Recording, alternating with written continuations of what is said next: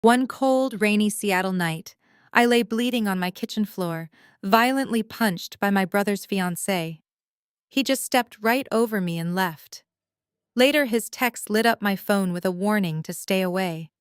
But he had no idea the documents in my laptop would bring his life crashing down. My name is Sydney, and I am 33 years old. I am a forensic accountant, someone who tracks down missing money and exposes corporate fraud. Before I continue this story, let me know where you are watching from in the comments below. Hit like and subscribe if you have ever stood up to toxic family members who underestimated your worth. Rain battered the tall glass windows of my downtown Seattle condo. The storm outside was nothing compared to the absolute chaos unfolding inside my kitchen. The metallic taste of blood flooded my mouth. My jaw throbbed with a sharp, blinding pain that radiated to my ears. I lay sprawled on the cold hardwood floor, my breath coming in jagged gasps. Above me stood Jasmine, my brother's elegant and utterly ruthless African-American fiancée. She was rubbing her knuckles, her chest heaving as she glared down at me with pure hatred burning in her dark eyes. My older brother, Brandon, stood a few feet away. He was a venture capital executive, a man who had been handed everything on a silver platter by our wealthy parents. He did not lift a finger to help me. Instead, he coldly adjusted the French cuffs of his expensive tailored suit and looked down at me with absolute disgust. "Let us go," he said, his voice completely devoid of affection. "She has lost her mind." I coughed, spitting a drop of crimson blood onto the floorboards. "You cannot hide $2.5 million, Brandon," I warned him, my voice shaking but resolute. "The Securities and Exchange Commission will find out the truth." "Shut your mouth," Jasmine screamed, taking a step toward me. "I needed your official signature on that audit, Sydney. Jazzglow is my cosmetics company. It is my brand. We are about to close our Series A funding round, and you are ruining it over a clerical error." "It is not a clerical error," I shot back, forcing myself to sit up while clutching my ribs. "I am an independent auditor. You hired my firm to review your financials. You have $2.5 million unaccounted for in offshore accounts. I will not sign off on wire fraud, Jasmine. I will not go to federal prison so you can sell luxury lip gloss to your internet followers." "You are just jealous," Brandon sneered, grabbing Jasmine by the arm to lead her toward the door. "You have always been jealous of me, and now you are jealous of my future wife. You are nothing but a bitter accountant trying to sabotage our success. Do not bother coming to the wedding." The heavy oak door slammed shut behind them, the loud sound echoing through my empty apartment. I sat on the floor, listening to the relentless rain hitting the glass and waiting for the ringing in my ears to stop. Suddenly, my phone buzzed on the marble kitchen island. I pulled myself up, my legs shaking, and grabbed the device. A text message from Brandon glared against the dark screen. "Keep your mouth shut about Jazzglow and the audit.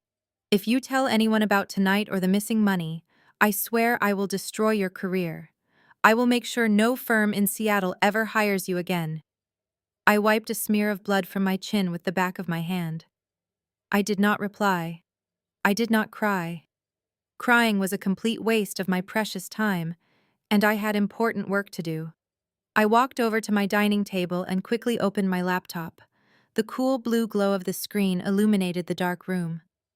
I needed to copy the audit files, back up the questionable financial ledgers, and lock down every piece of digital evidence proving the massive embezzlement scheme they were running. My fingers flew rapidly across the keyboard, transferring the highly encrypted folders to a secure external hard drive. Just as the progress bar hit 100%, a thunderous pounding echoed through my condo. It was not a polite knock. It was a heavy, demanding thud that made the front door rattle violently in its frame. I quickly closed my laptop, slipping the hard drive into my pocket, and walked cautiously toward the entryway. I checked the security video monitor on the wall. Two uniformed police officers stood in the corridor, their expressions grim and impatient. I unlocked the deadbolt and pulled the door open, feeling confused but cooperative. Are you Sydney? The taller officer asked, stepping forward with his hand resting casually near his heavy utility belt. Yes, I answered, my voice noticeably raspy from the assault. Officer, my brother and his fiancée were just inside my home. She brutally attacked me in my kitchen. I need to press formal charges against her. The second officer pulled heavy metal handcuffs from his belt. The metallic clink sounded loud over the noise of the rain pouring outside. Sydney, turn around and place your hands behind your back, he ordered. You are under arrest for the aggravated assault of Jasmine. We have a temporary restraining order filed against you. You are coming with us to the station right now. They were not here to help me now. My wealthy brother and his narcissistic fiancée had completely beaten me to it. They successfully weaponized the local police against me, twisting the narrative to make me look like the aggressor. As the cold steel of the handcuffs snapped tight around my wrists, locking my arms behind my back, I realized this was no longer a family dispute over missing funds.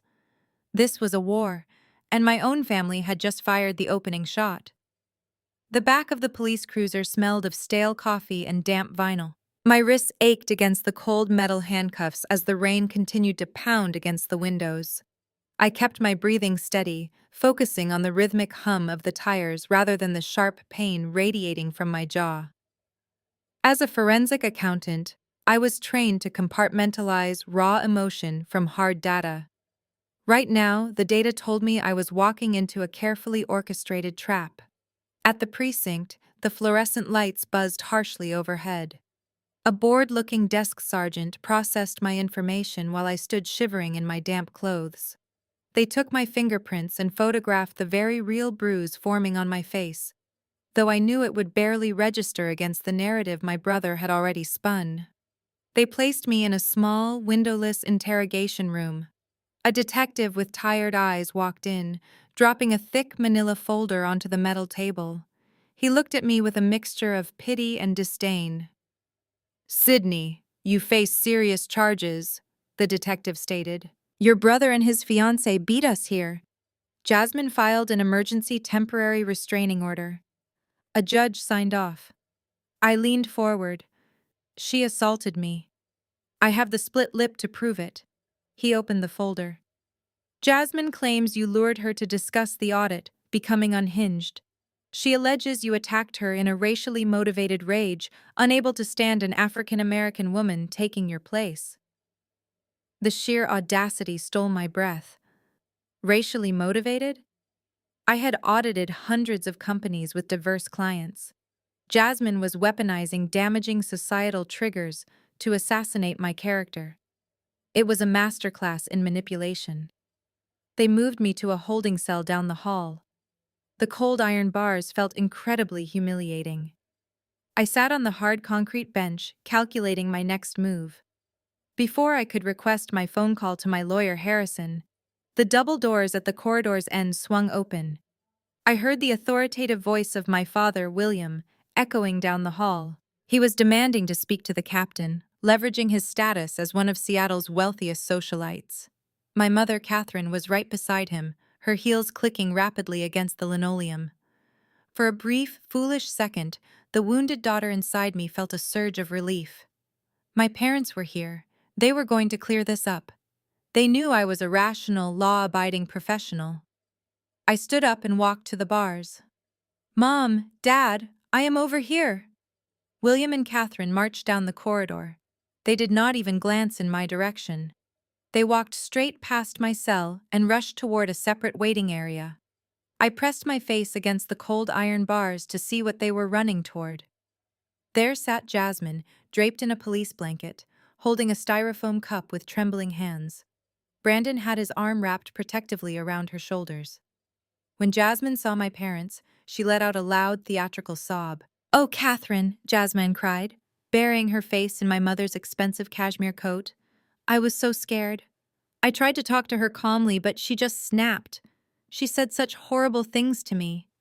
My mother wrapped her arms tightly around Jasmine, smoothing her hair. "Shh, you are safe now, sweetheart. We are so sorry you had to go through this." William patted Brandon on the back, giving him a look of absolute solidarity. We will hire the best lawyers, William promised. We will make sure she cannot get near either of you ever again. I gripped the bars, my knuckles turning white. Mom, Dad, she attacked me. Look at my face. She embezzled millions of dollars from Brandon's fund. Catherine finally turned to look at me.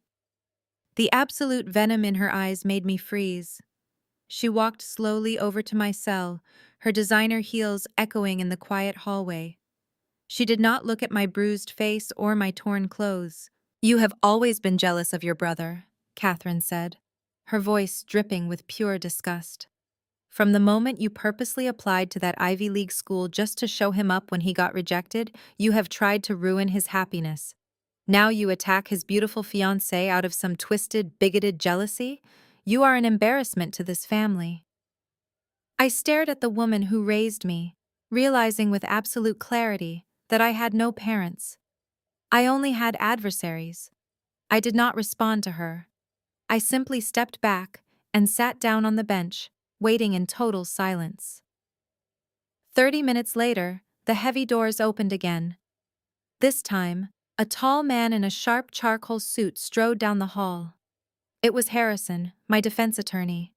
Ruthless, brilliant, and completely immune to my family's wealth. He handed a stack of paperwork to the desk sergeant, and within minutes, the cell door slid open.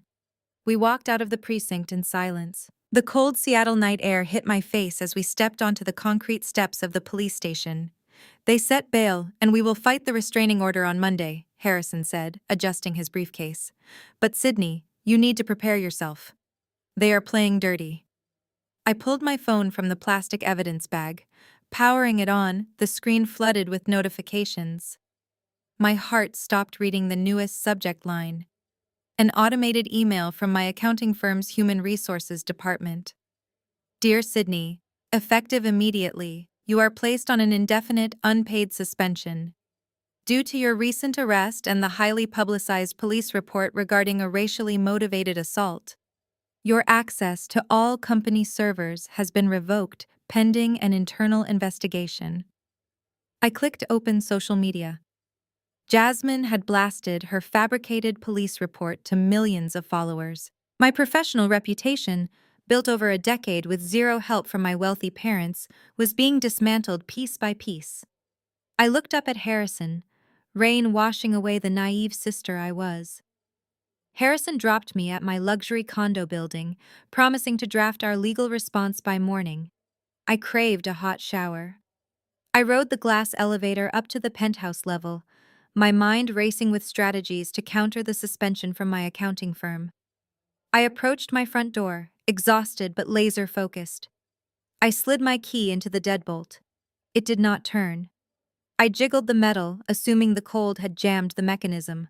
The lock clicked, but not from my key. The door swung open.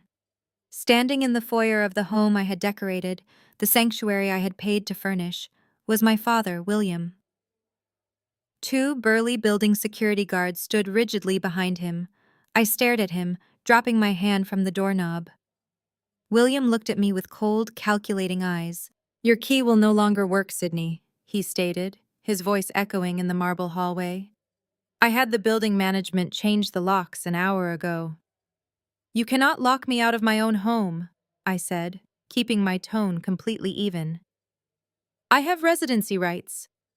You have residency privileges in a property owned by my corporate trust, William corrected smoothly, adjusting his expensive tie. Read your lease agreement. There is a morality clause. Given your recent arrest for a violent, bigoted assault against your future sister-in-law, the trust has immediately terminated your occupancy. You are legally trespassing. I looked past his shoulder. I saw Jasmine's designer luggage sitting in my living room. She is moving in? I asked, the sheer audacity of the situation threatening to break my composure. Jasmine needs a safe space to recover from the severe trauma you inflicted on her, William replied without a hint of shame. Her own apartment brings back too much anxiety right now. This condo is secure. Brandon will stay here with her to ensure she feels protected. You are giving my home to the woman who assaulted me and the brother who helped her launder money. I summarized. committing his betrayal to memory. I am providing security for the true victims, William countered. Security will escort you to the lobby. We will have your personal belongings boxed up and shipped to a storage facility next week. Do not attempt to return here. I did not cry. I did not scream or beg. Emotional outbursts were exactly what William expected. They were the ammunition he needed to validate his narrative of the unstable, jealous daughter. Instead, I gave him a slow, chilling smile. "Enjoy the condo, William," I said, turning on my heel. "Just remember that changing the locks does not erase the digital footprint of what happened in that kitchen." I walked to the elevator, my posture perfectly straight, leaving my father staring after me with a sudden flicker of unease in his eyes. The security guards trailed awkwardly behind me, but I ignored them. I stepped out into the rainy Seattle night for the second time, completely stripped of my home, my job, and my family. I hailed a premium rideshare service and directed the driver to a discreet, ultra-luxury hotel downtown, a place favored by visiting executives and foreign dignitaries. I walked into the grand lobby, my damp clothes contrasting sharply with the opulent surroundings. I approached the concierge desk and handed over my platinum credit card, securing their largest corner suite for the next 2 weeks. The funds came from an independent, untraceable account I had built over my decade-long career. My parents assumed I was financially dependent on their goodwill. They were gravely mistaken. Once inside the sprawling hotel suite, I stripped off my ruined clothes and stood under the scalding hot water of the rainfall shower. I washed the dried blood from my temple and the lingering scent of the precinct from my skin. As the hot water pounded against my aching muscles, my grief morphed into a weapon. They wanted a war. They wanted to destroy me to protect their golden boy and his fraudulent bride. I stepped out of the shower, wrapped myself in a thick white robe, and ordered room service. I was not going to play defense. Playing defense meant reacting to their lies. I was going to obliterate their entire reality. I grabbed my encrypted tablet from my bag. It was the only item I had kept on me during the arrest. I texted Harrison the hotel address and room number. "I need you here right now," I typed. "Bring your laptop immediately. We are going on the offensive." Harrison arrived 45 minutes later, shedding his wet trench coat at the door. He took a seat across from me at the mahogany table, opening his legal notepad. He looked tired but ready for a fight. "Sydney, the temporary restraining order is a massive problem," Harrison explained, leaning forward. "Jasmine has the narrative. She has the fake injuries, the public sympathy, and your parents testifying as character witnesses against you. To beat this injunction, we have to prove self-defense. We have to prove the argument was about corporate fraud, not jealousy." He sighed, rubbing his temples. "But it is your word against hers and Brandon's. How can we possibly prove self-defense when there are absolutely no security cameras installed in your kitchen?" I looked at my lawyer, a genuine smirk spreading across my bruised face. I tapped the screen of my tablet, bringing up a highly secured cloud storage application. "Jasmine was right," I told him, sliding the tablet across the polished table. "I do not have traditional security cameras in my kitchen, but I do have a high-end smart air purifier.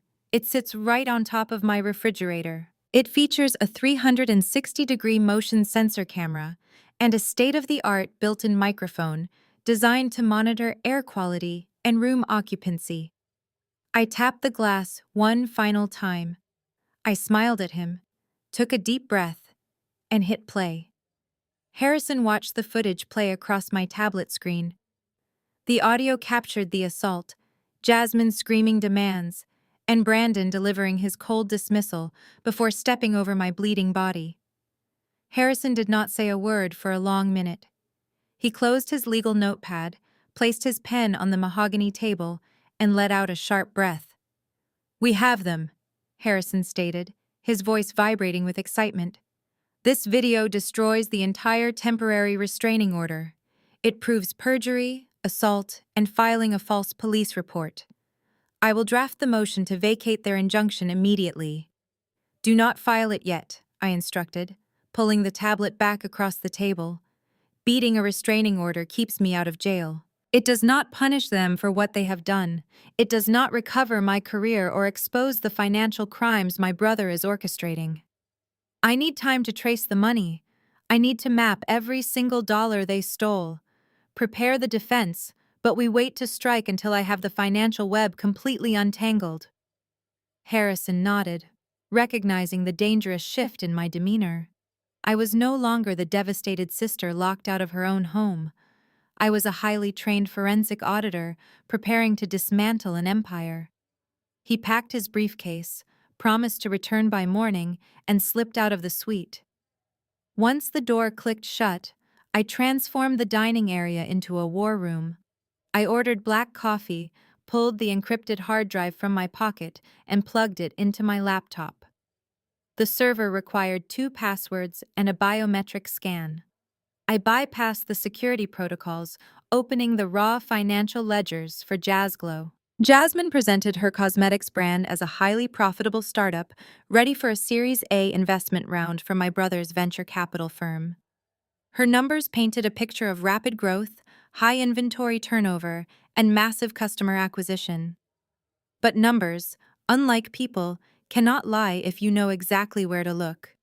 I started with the $2.5 million discrepancy I flagged before the assault. Jasmine claimed the money went toward overseas marketing and international inventory expansion. I opened the vendor payment logs, my eyes scanning hundreds of digital invoices. Something felt incredibly wrong. The listed marketing agencies had generic names and lacked basic digital footprints. I ran the tax identification numbers through a federal database. They bounced back as inactive or newly registered within the last 4 months. They were not legitimate cosmetics manufacturers or marketing firms.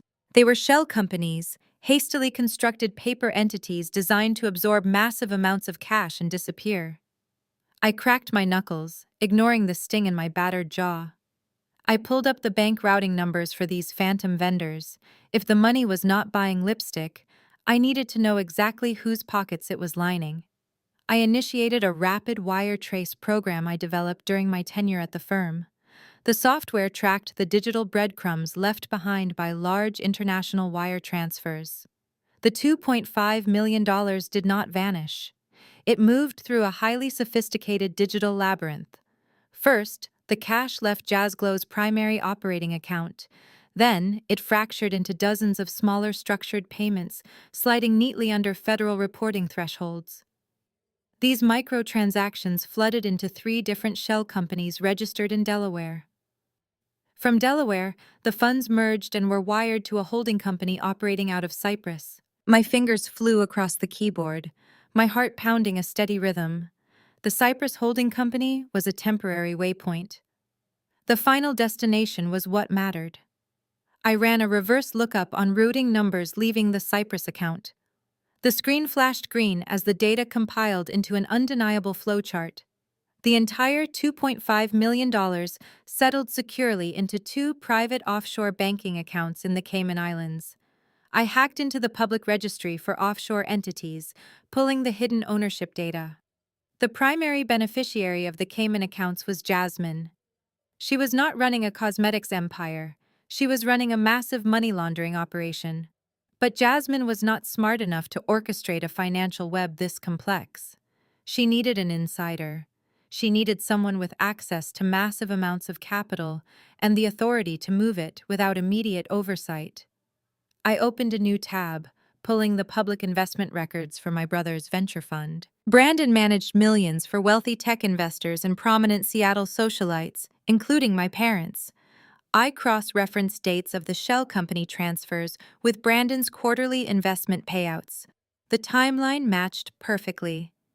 The money flowing into Jazzglow did not come from legitimate cosmetic sales. Brandon was illegally siphoning funds from his venture investors, pumping stolen cash into his fiancée's failing company under the guise of early-stage investments. Jasmine then funneled the stolen cash through phantom vendors, cleaning the money before burying it in offshore Cayman accounts. They were robbing my parents and their friends blind to fund their lavish lifestyle. I needed one final piece of evidence to tie the entire criminal conspiracy together. I ran a diagnostic trace on the specific IP address used to authorize the initial fraudulent wire transfers from the venture fund to Jazzglow. The digital locator pinged, narrowed down geographical coordinates, and displayed the registered device name on my screen. The IP address belonged to Brandon's personal computer. I sat back in my chair, staring at the damning evidence glowing on my monitor. My brother and his bride were facing decades in federal prison for wire fraud, embezzlement, and laundering. I had the power to end them with a single phone call to the authorities. Suddenly, the ringing of my cell phone shattered the quiet isolation of the room. I glanced down at the screen. The caller ID displayed my brother's name. Brandon was calling. I let it ring 3 times, composing my breathing, before swiping to answer. "Sydney," Brandon said, his voice dripping with a calculated calm. "I think it is time we make a deal." Brandon sounded like a corporate raider executing a hostile takeover. "Sydney," he began, his voice dripping with calculated calm. "I think we make a deal." "A deal?" I kept my voice level. "You orchestrated my arrest and suspended me. What exactly do we negotiate now?" "Look, things escalated," Brandon sighed. "Jasmine is traumatized and you face serious felony charges. I am willing to throw you a lifeline. You plead guilty to disturbing the peace. You pay a fine, do community service, and we avoid a public trial. I will wire $100,000 into your account tomorrow. Start over somewhere else." "There is a catch," I said, staring at the offshore bank numbers on my screen. "A non-disclosure agreement," Brandon replied. "You swear you will never speak about Jazzglow or our family again. Take the money, plead guilty, and disappear. If you refuse, Jasmine goes to the media. She has millions of followers. They will destroy you." I looked at the wire fraud evidence. He offered pennies while sitting on stolen millions. He believed I would fold under public humiliation. "You want me to plead guilty to a crime I did not commit to cover your mess," I stated. "Take the money. It is the best you are going to get. I am refusing your hush money or signing an agreement." I ended the call. Minutes later, my phone vibrated violently against the table. Notifications flooded my screen in a relentless stream. I opened Instagram. Jasmine was broadcasting live to her massive audience. She sat on my velvet sofa, wearing no makeup and an oversized sweater to look fragile. A bandage covered a tiny scratch on her cheek. Real tears streamed down her flawless face.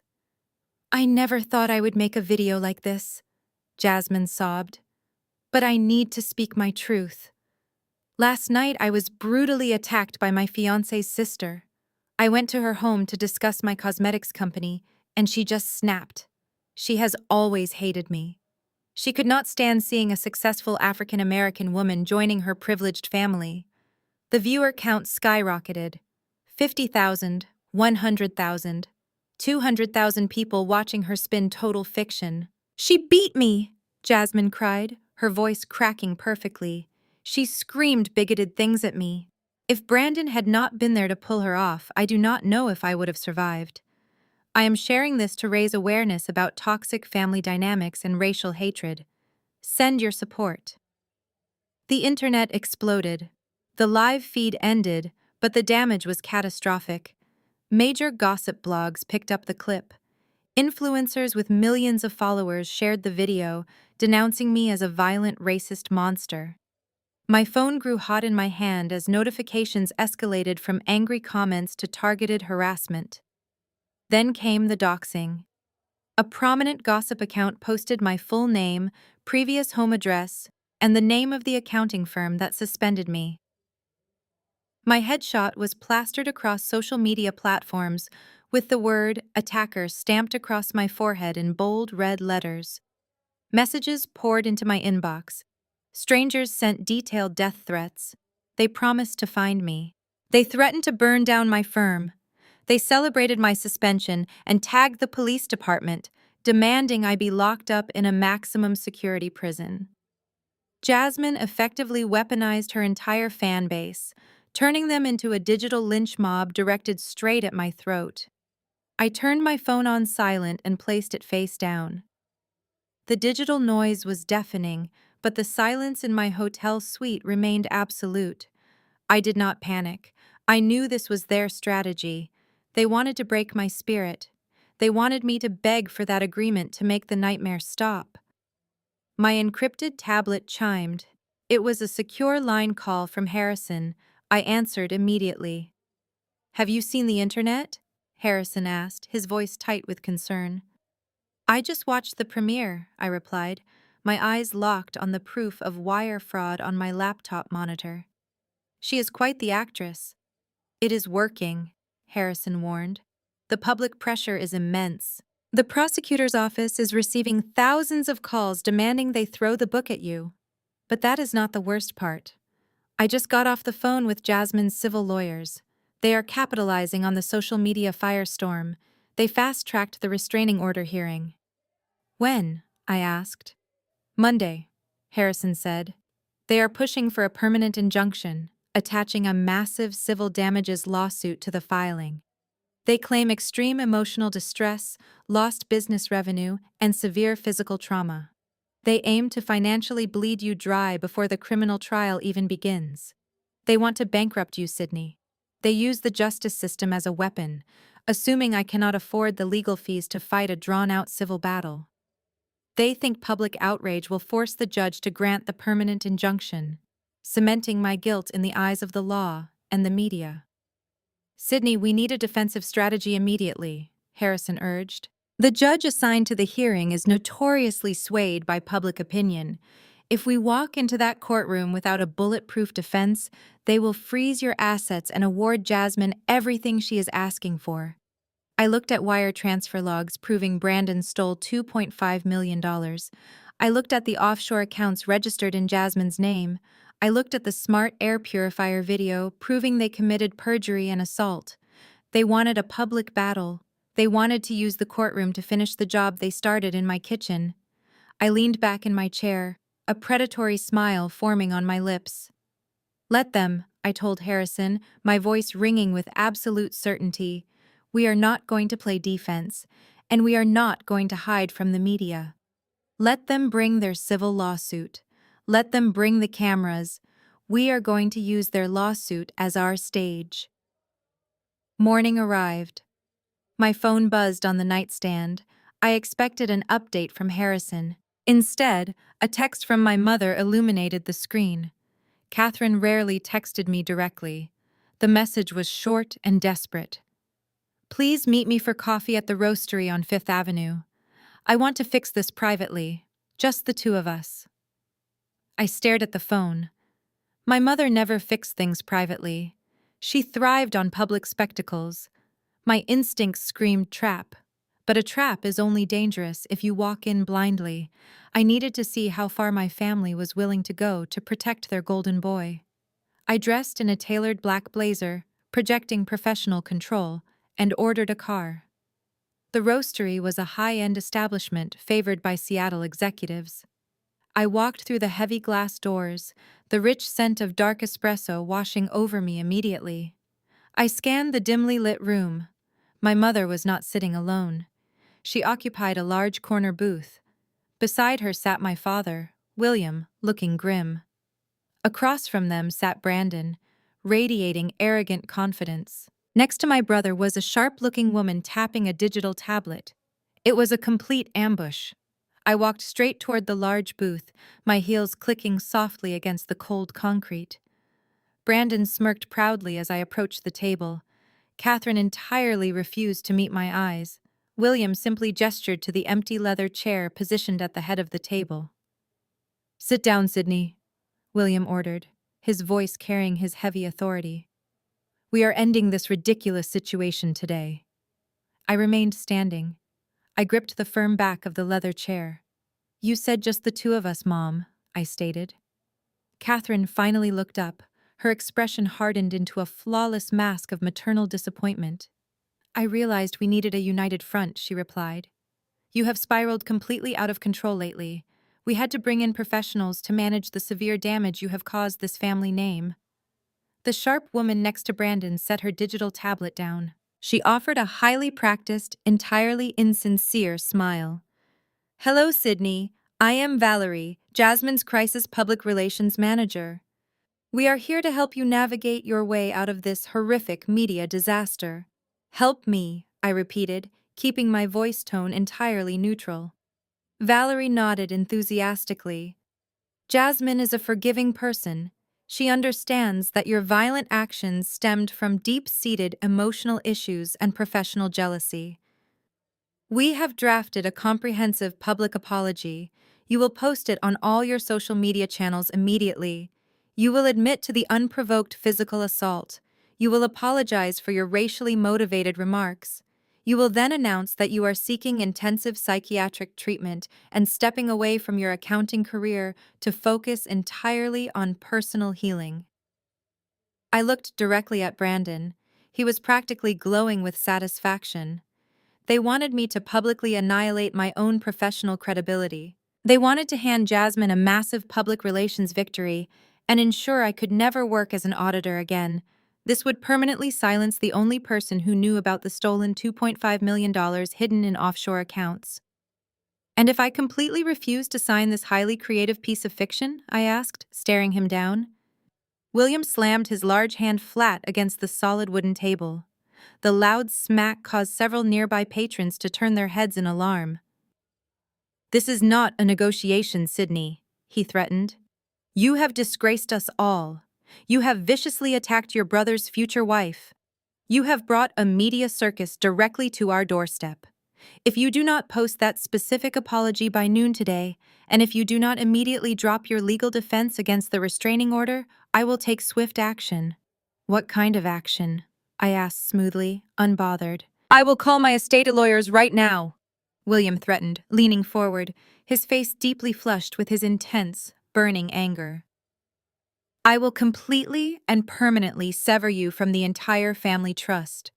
You will not receive a single dime of the massive generational wealth I have built over decades. You will be legally and entirely disowned.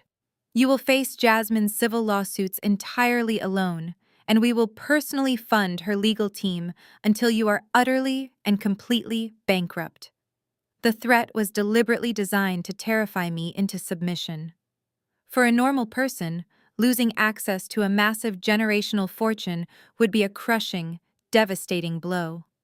But I knew the dark reality of that specific fortune. I knew exactly where Brandon was secretly moving the money. I looked closely at my father. He looked so powerful, so absolutely certain of his ultimate control over my entire life. He had no idea he was already bleeding cash. I pulled out the heavy chair and slowly sat down. I placed my hands flat on the table, perfectly mirroring his aggressive posture. I did not look at Brandon or the crisis public relations manager again. I locked my eyes exclusively and intensely with William. Dad, I said, deliberately softening my voice to a conversational tone. Before I make any final decisions about public apologies or family trust funds, I have a very simple financial question for you alone. William frowned deeply, clearly thrown off by my sudden, unexpected shift in demeanor. What are you talking about? This is about your violent, unacceptable behavior. I tilted my head slightly. How much of your personal retirement capital did you invest into JazzGlow's Series A funding round? The question hung heavily in the air. Brandon's smug expression vanished. William blinked, visibly confused. I invested $3 million, he stated.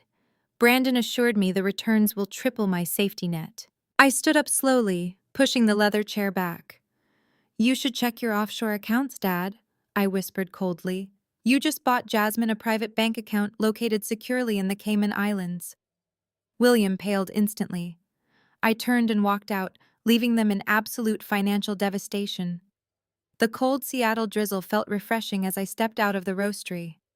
I did not look back through the glass windows to see the fallout. William was a man who worshipped his wealth above all else. knowing his golden boy squandered $3 million of his retirement fund on a fraudulent company would eat him alive. I took a car back to my downtown hotel suite. My phone remained silent. No texts from Brandon or my mother. The quiet meant panic had set in. When I swiped my keycard and opened the heavy wooden door to my suite, Harrison was already sitting at the mahogany dining table. He had spread out legal pads, highlighters, and binders. He looked up, scanning my face. "How did the ambush go?" Harrison asked. "Exactly as expected," I replied, tossing my blazer onto an armchair. "They demanded a public apology and threatened to cut me out of the family trust. I declined and gave my father a massive financial headache instead." Harrison chuckled dryly. "You are playing a dangerous game, Sydney." "I am not playing," I stated, opening my laptop. "I am finishing this. Let us build the trap." We spent the next 9 hours locked in that hotel suite, transforming raw, chaotic data into an irrefutable narrative of corporate theft. The room smelled of bitter espresso and ozone from our overworked machines. I systematically pulled every piece of evidence from my secured hard drive, categorizing each file with forensic precision. I created a master timeline that mapped out the exact chronological sequence of Brandon's criminal enterprise. "Here is the initial transfer," I told Harrison, pointing a laser pen at the glowing spreadsheet on my secondary monitor. Brandon authorized a wire of $2.5 million from his venture capital fund directly to Jazzglow under the guise of Series A seed money. He bypassed the standard due diligence protocols by falsifying the risk assessment reports. Harrison typed rapidly, constructing the legal framework around my financial data. "Embezzlement and breach of fiduciary duty," he muttered, his eyes glued to the screen. "But that is just the beginning," I continued, pulling up the next set of documents. Jasmine took that money and immediately dispersed it through 3 separate shell companies registered in Delaware. I have the IP logs proving Brandon set up those entities using a virtual private network. From there, the funds were aggregated and bounced through a holding company in Cyprus, before finally resting in 2 private offshore accounts in the Cayman Islands. Both accounts are solely registered under Jasmine's name. I handed Harrison a thick stack of printed IP traces, bank routing numbers, and offshore registry screenshots. He reviewed the documents, his expression shifting from focused intensity to sheer awe. "They used the classic layering technique to obscure the audit trail," Harrison observed, tracing the flowchart with his finger. "They thought splitting the transactions would keep them under the federal reporting thresholds." "They thought they were smarter than the auditor they hired," I corrected him coldly. I also cross-referenced the dates. The night Jasmine attacked me in my kitchen was the exact same night she needed my signature to finalize the fraudulent audit report. They needed a clean bill of health to satisfy the remaining venture capital board members. When I refused to sign, they realized their entire laundering operation was about to implode. "We cannot take this to the local authorities," Harrison stated, rubbing his eyes as the digital clock on the bedside table flashed 3 in the morning. "Jasmine has already poisoned the local well. She weaponized her social media following and filed that fake police report. If we hand this to the local district attorney, her public relations team will spin it as a desperate, retaliatory smear campaign from a bitter, violent sister. It will get buried in bureaucratic red tape while they quietly move the money again." I leaned forward, the exhaustion in my body entirely masked by surging adrenaline. "I never intended to go to the local police, Harrison. Brandon committed wire fraud across state lines and international borders. He defrauded investors and manipulated federal banking systems. We are bypassing the local precinct completely." Harrison smiled, a sharp, dangerous expression that reminded me why he was the best defense attorney in Seattle. "I have direct contacts at the Securities and Exchange Commission in Washington," Harrison said, pulling up a highly secure encrypted communication portal on his laptop. "I also have a former colleague who runs the white-collar crime division for the regional field office of the Federal Bureau of Investigation. We package this digital dossier, and we send it directly to their priority inboxes." "Do it," I ordered.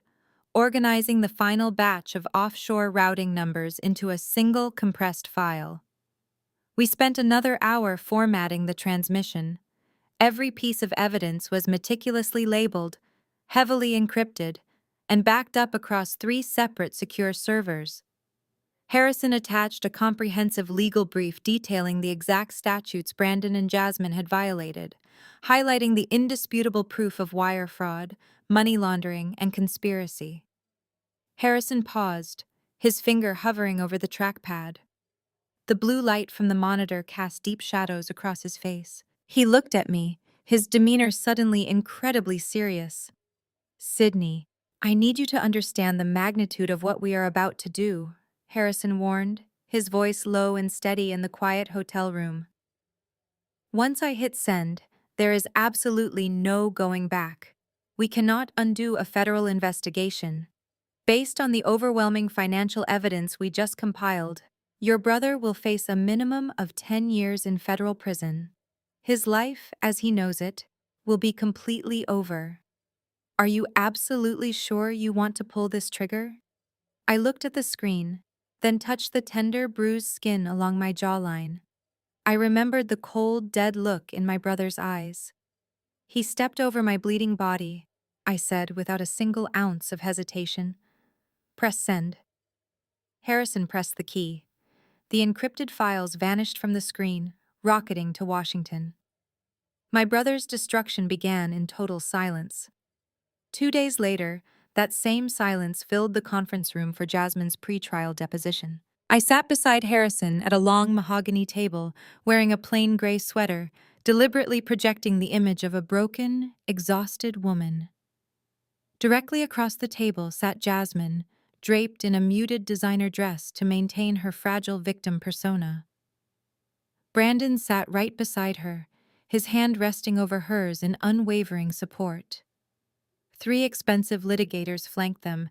Their lead counsel, a sharp man named Mitchell, stared at me with the predatory gaze of a lawyer accustomed to destroying lives. "Miss Sydney, attorney," Mitchell began, his voice dripping with condescension, "you characterize yourself as a dedicated professional, yet your own accounting firm placed you on indefinite suspension. They deemed you a severe liability. Does that sound like a stable professional environment to you?" I lowered my eyes, letting my shoulders slump forward. I stared at my hands, clasped tightly in my lap, allowing my voice to waver slightly. "They suspended me because of the police report," I answered quietly. "It is standard corporate policy." "Standard policy," Mitchell repeated, pacing slowly behind Jasmine. "Let us talk about your mental health. Have you ever sought treatment for severe anger management issues? Have you ever been prescribed medication for acute jealousy or violent impulses?" Harrison raised a hand. "Objection. The question is invasive, highly speculative, and entirely irrelevant to the events that occurred in my client's kitchen." Mitchell smirked. "It is highly relevant to establishing a pattern of erratic, unhinged behavior. We have sworn affidavits from your parents. They testify you have always harbored a toxic, obsessive resentment toward your brother. They state you could never accept Brandon's success, and that you finally snapped when he brought a successful African-American woman into the family." Hearing my parents' lies read aloud in a legal setting sent a genuine spike of bile up my throat, helping sell my performance. I let my breathing hitch. I squeezed my eyes shut, forcing a look of utter defeat on my face. "I am not a violent person," I whispered, staring down. "I just wanted to do my job." Jasmine shifted in her expensive leather chair. She dabbed the corner of her eye with a tissue, though there were no actual tears. Brandon wrapped his arm around her, glaring at me with absolute contempt. He thought he was winning. He thought his expensive legal team was successfully burying me under a mountain of character assassination and fabricated psychological profiles. The deposition dragged on for 4 grueling hours. Mitchell relentlessly attacked every aspect of my life. He questioned my isolation from the family and my intense focus on my career. He painted me as a bitter spinster plotting against her brother. Every time he launched a new attack, I shrank back. I gave them hesitant answers. I let Harrison offer deliberately weak objections. We were putting on a masterclass in submission. We needed them completely overconfident. We needed them believing I was entirely crushed and lacking substantial evidence. If they thought I possessed the audio and visual recording from my kitchen or the offshore banking records, they would have attempted to settle out of court immediately. They would have quietly buried the fraud. I wanted them under oath before a judge. I wanted their perjury cemented in the public record. By the time Mitchell finally signaled the end of his aggressive questioning, the atmosphere on their side of the table was victorious. The opposing lawyers packed up their thick binders with smug satisfaction. Brandon stood up, adjusting his custom-tailored suit, looking like a king who had just conquered a rebellious province. He helped Jasmine out of her chair, treating her like a delicate piece of glass. Harrison and I remained seated, slowly gathering our few legal pads. I kept my head down, maintaining the facade of the utterly defeated sister. As they walked slowly toward the exit, Jasmine slowed her pace. She stepped close to my chair, making sure her lawyers were already out the heavy glass door. Brandon lingered behind as her bodyguard.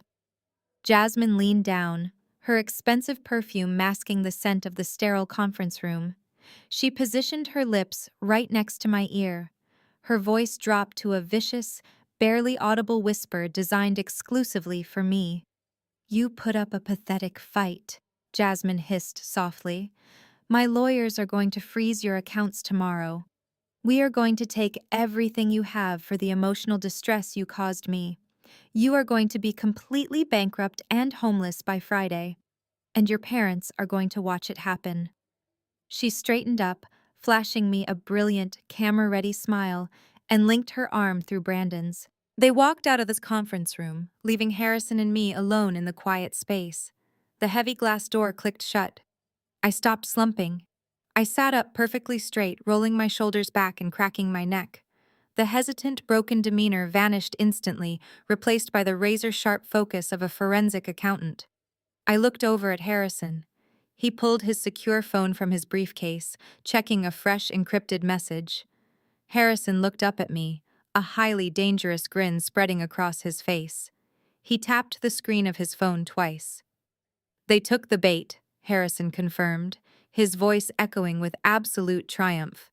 "They think you are entirely defenseless." I stood up, grabbing my coat. I walked over to the glass wall overlooking the gray Seattle skyline. Jasmine thought Friday would bring my financial ruin. She had absolutely no idea what was actually happening behind the closed doors of federal law enforcement. I smiled, a genuine, cold expression of pure anticipation. "Let her celebrate," I said quietly. "The Federal Bureau of Investigation just executed the subpoenas on Brandon's venture capital bank records 10 minutes ago. The trap is officially locked." Friday morning broke over Seattle with a biting chill and a heavy, relentless gray overcast. I stood in front of the floor-to-ceiling mirror in my hotel suite, adjusting the collar of my tailored navy suit. I chose navy instead of black. Black was for mourning, and I was not mourning the end of my family today. I was executing a carefully calculated demolition. Harrison knocked once before opening the suite door. He held 2 briefcases and a thermal travel mug of black coffee. He looked at me, giving a sharp nod of approval. "Today is the day we let them hang themselves," Harrison stated, handing me the coffee.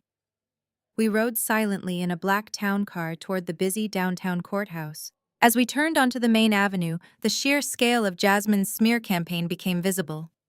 The wide concrete steps of the courthouse were absolutely swarmed.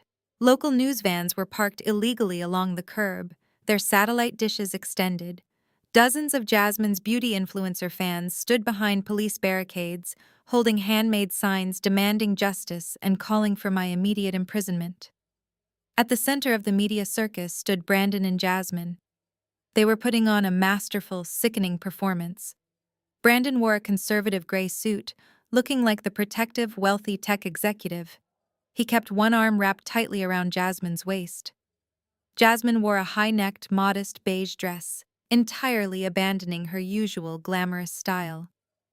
She buried her face in Brandon's chest whenever a camera flashed too brightly, playing the traumatized victim with chilling perfection.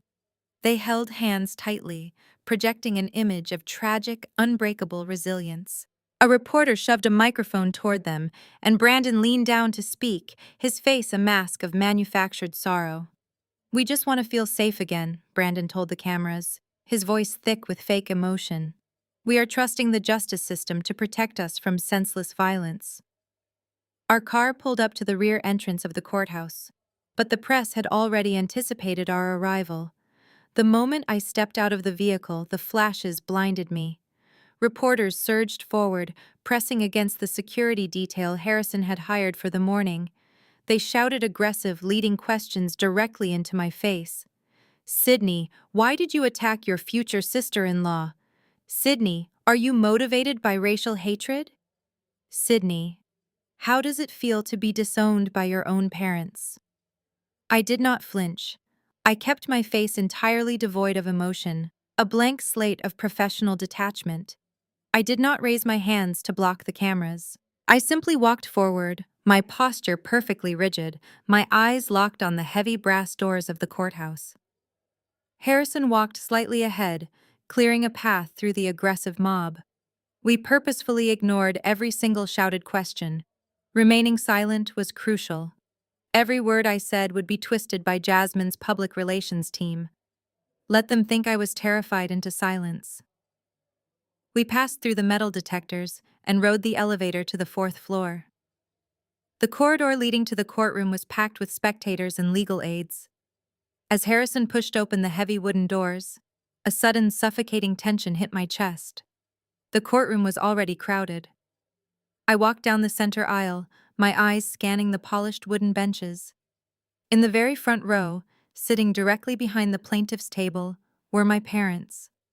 William and Catherine sat with perfect, rigid posture. When Catherine saw me walking down the aisle, her lips curled into a sneer of absolute disgust. William glared at me with cold, unforgiving fury.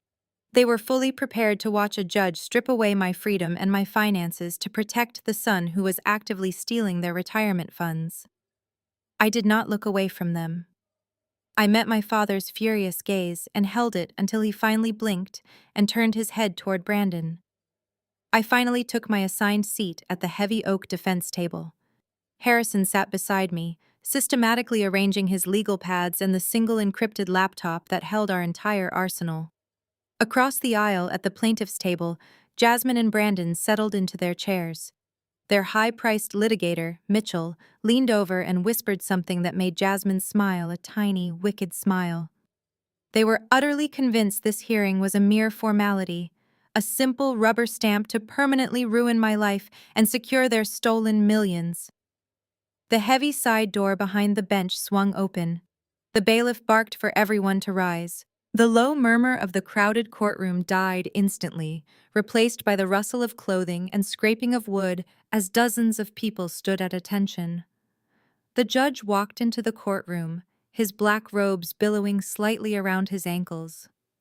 He was an older man, with sharp, hawkish features and a reputation for brutal efficiency. Harrison had warned me about him during our late-night strategy sessions. This specific judge was notoriously strict, demanding absolute decorum and possessing zero tolerance for courtroom theatrics or emotional outbursts. He was a man ruled entirely by the written word and sworn affidavits. He took his seat at the elevated bench, adjusting his reading glasses before looking down at the thick stack of legal documents positioned in front of him. He picked up the topmost file, which I knew contained Jasmine's fabricated police report and her dramatically exaggerated affidavit of extreme emotional distress. He scanned the first page, his jaw tightening into a hard, unforgiving line. Slowly, the judge lowered the paperwork. He deliberately bypassed Mitchell entirely. He completely bypassed Jasmine and her devoted Brandon. His hawkish eyes swept across the room and locked directly onto me. The sheer disdain radiating from his dark gaze was incredibly palpable, a heavy, suffocating weight pressing down violently on the defense table. He had read every single malicious lie Jasmine had sworn to on paper, and he had clearly already made up his strict mind about exactly what kind of unhinged monster I was today. The heavy wooden gavel struck the sounding block with a sharp crack that echoed through the vast courtroom. The judge adjusted his microphone and officially called the case to order. He did not waste a single second on pleasantries. He looked directly at the plaintiff table and instructed them to present their first witness. Attorney Mitchell stood up, buttoning his expensive suit jacket with an air of absolute superiority. He formally called Jasmine to the witness stand. Jasmine rose from her chair with agonizing slowness.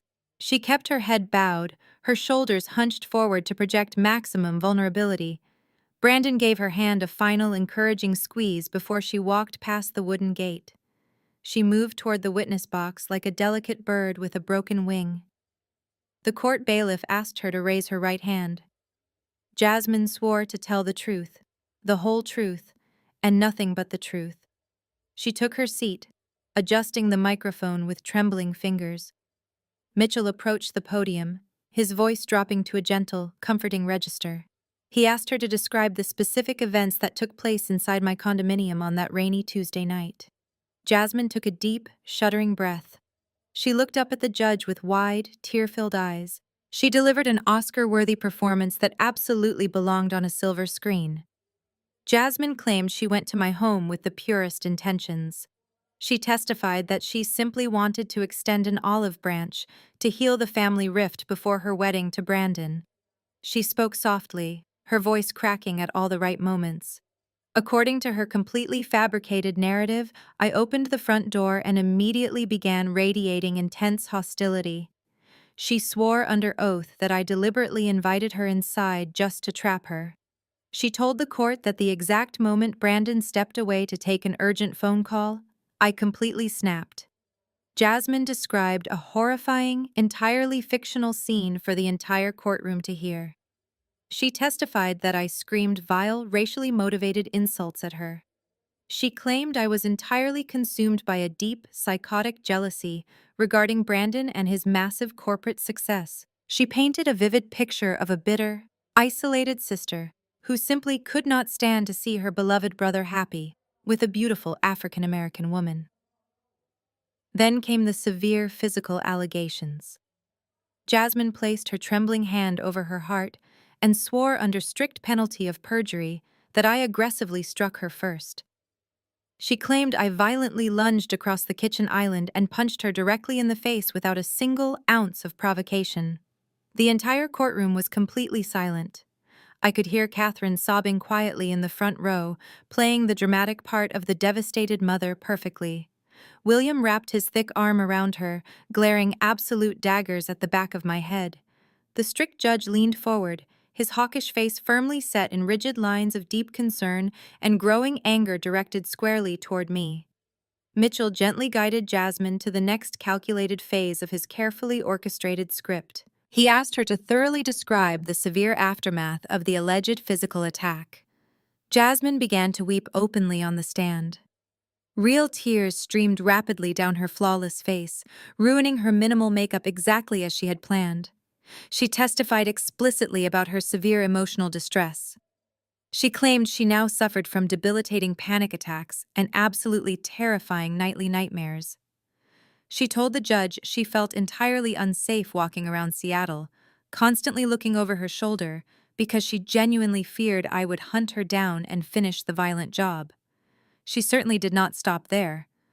Jasmine explicitly stated her lucrative cosmetics business was currently suffering massive financial losses because she was simply too deeply traumatized to actively work or engage with her massive online audience. She claimed the ongoing mental anguish was systematically destroying her entire beautiful life. She begged the judge to quickly grant the permanent injunction and award her maximum civil damages immediately so she could afford the intensive psychological therapy and expensive private security she now desperately required. Mitchell formally concluded his thorough direct examination, leaving the tense courtroom completely saturated in heavy, manufactured sympathy for his client. He returned to his large table, casting a highly triumphant look directly at Harrison. The legal trap was perfectly set in their arrogant minds. If we aggressively attacked her delicate story, I would suddenly look exactly like the unhinged, cruel abuser she just tearfully described. If we went too soft, the judge would gladly hand them a complete legal victory. The judge turned his harsh gaze toward the defense table. He bluntly asked Harrison if he wished to cross-examine the fragile witness. His annoyed tone heavily implied that Harrison should simply surrender now and save the court its valuable time. Harrison stood up incredibly smoothly. He picked up a single yellow legal pad from the smooth table. He did not look rushed. He did not look intimidated by the heavy emotional atmosphere Jasmine had just expertly constructed. He buttoned his tailored suit jacket and walked calmly toward the center podium. I sat perfectly still, my eyes locked intently onto Jasmine. She wiped her eyes with a tissue, preparing to play the fragile victim against the big, mean defense attorney. Harrison stopped completely at the wooden podium. He did not ask about the physical fight. He did not ask about the alleged racial slurs. He did not question her extreme emotional distress. He completely bypassed the assault narrative entirely. Instead, Harrison stared directly into Jasmine's eyes. His voice rang through the quiet courtroom, sharp and perfectly clear. "Ms. Jasmine," Harrison began, gripping the podium edges. "I want to ask you about the specific reason for your visit to my client's home. Under penalty of perjury, did you visit my client's home to discuss your company's audited financials?" Jasmine froze instantly at the unexpected question. She nervously denied it. The fatal perjury trap was officially set. Attorney Mitchell quickly dismissed Jasmine from the wooden witness box, eager to move past Harrison's bizarre question about financial audits. Jasmine slowly descended the wooden steps, returning to the plaintiff table with her head bowed. She dabbed her dry eyes with a fresh tissue. Mitchell immediately called Brandon to the stand. My brother stood up, adjusting his custom-tailored jacket with the smooth confidence of a man who owned the entire room. He walked past the wooden gate, flashing a brief, reassuring smile to our parents in the front row. William nodded proudly. Catherine pressed her hands to her chest, looking at her golden boy with absolute adoration. Brandon stepped into the witness box and raised his right hand. He swore to tell the whole truth under penalty of perjury, his voice ringing with deep, resonant authority. He sat down, crossing his legs casually, looking completely at ease. He did not look like a man about to commit a felony. He looked like a wealthy venture capital executive giving a keynote presentation. Mitchell approached the podium, smiling warmly at his star witness. He asked Brandon to recount the events of that rainy Tuesday night. Brandon leaned into the microphone, his expression shifting into a mask of grave concern and brotherly sorrow. He delivered his rehearsed narrative flawlessly. He corroborated every single malicious lie Jasmine had just sworn to on the public record. Brandon testified that they went to my condominium purely out of familial obligation. He claimed Jasmine wanted to clear the air before their wedding, hoping to mend the fractured relationship between me and the family. He spoke with perfect cadence, shaking his head tragically as he described my supposed reaction. According to Brandon, I was hostile the moment I opened the door. He swore under oath that I began shouting racial slurs and expressing deep, unhinged jealousy regarding their relationship. Then, Brandon painted his masterpiece of self-aggrandizement. He told the strict judge that he stepped away into the hallway to take an urgent business call, leaving Jasmine alone with me in the kitchen. He claimed he heard a sudden, terrifying scream. He testified that he rushed back into the room to find me violently attacking his fragile fiancée. He stated I was punching Jasmine relentlessly, completely out of control. Brandon puffed out his chest, describing his heroic intervention. He swore he had to physically wrestle me away from Jasmine, claiming I fought him with hysterical strength. He told the courtroom he placed himself between us, shielding his weeping future wife from my psychotic rage. He testified that he practically had to drag Jasmine out of the apartment just to keep her alive, stepping carefully over the broken glass he claimed I had thrown at them. The judge listened intently, taking continuous notes. Brandon had the man entirely captivated. My brother possessed an undeniable magnetic charm. He was a master of corporate persuasion, and he was currently selling the absolute worst version of me to the highest bidder. Mitchell then guided Brandon to discuss my overall character and mental state. This was where Brandon's sheer arrogance took complete control of his testimony.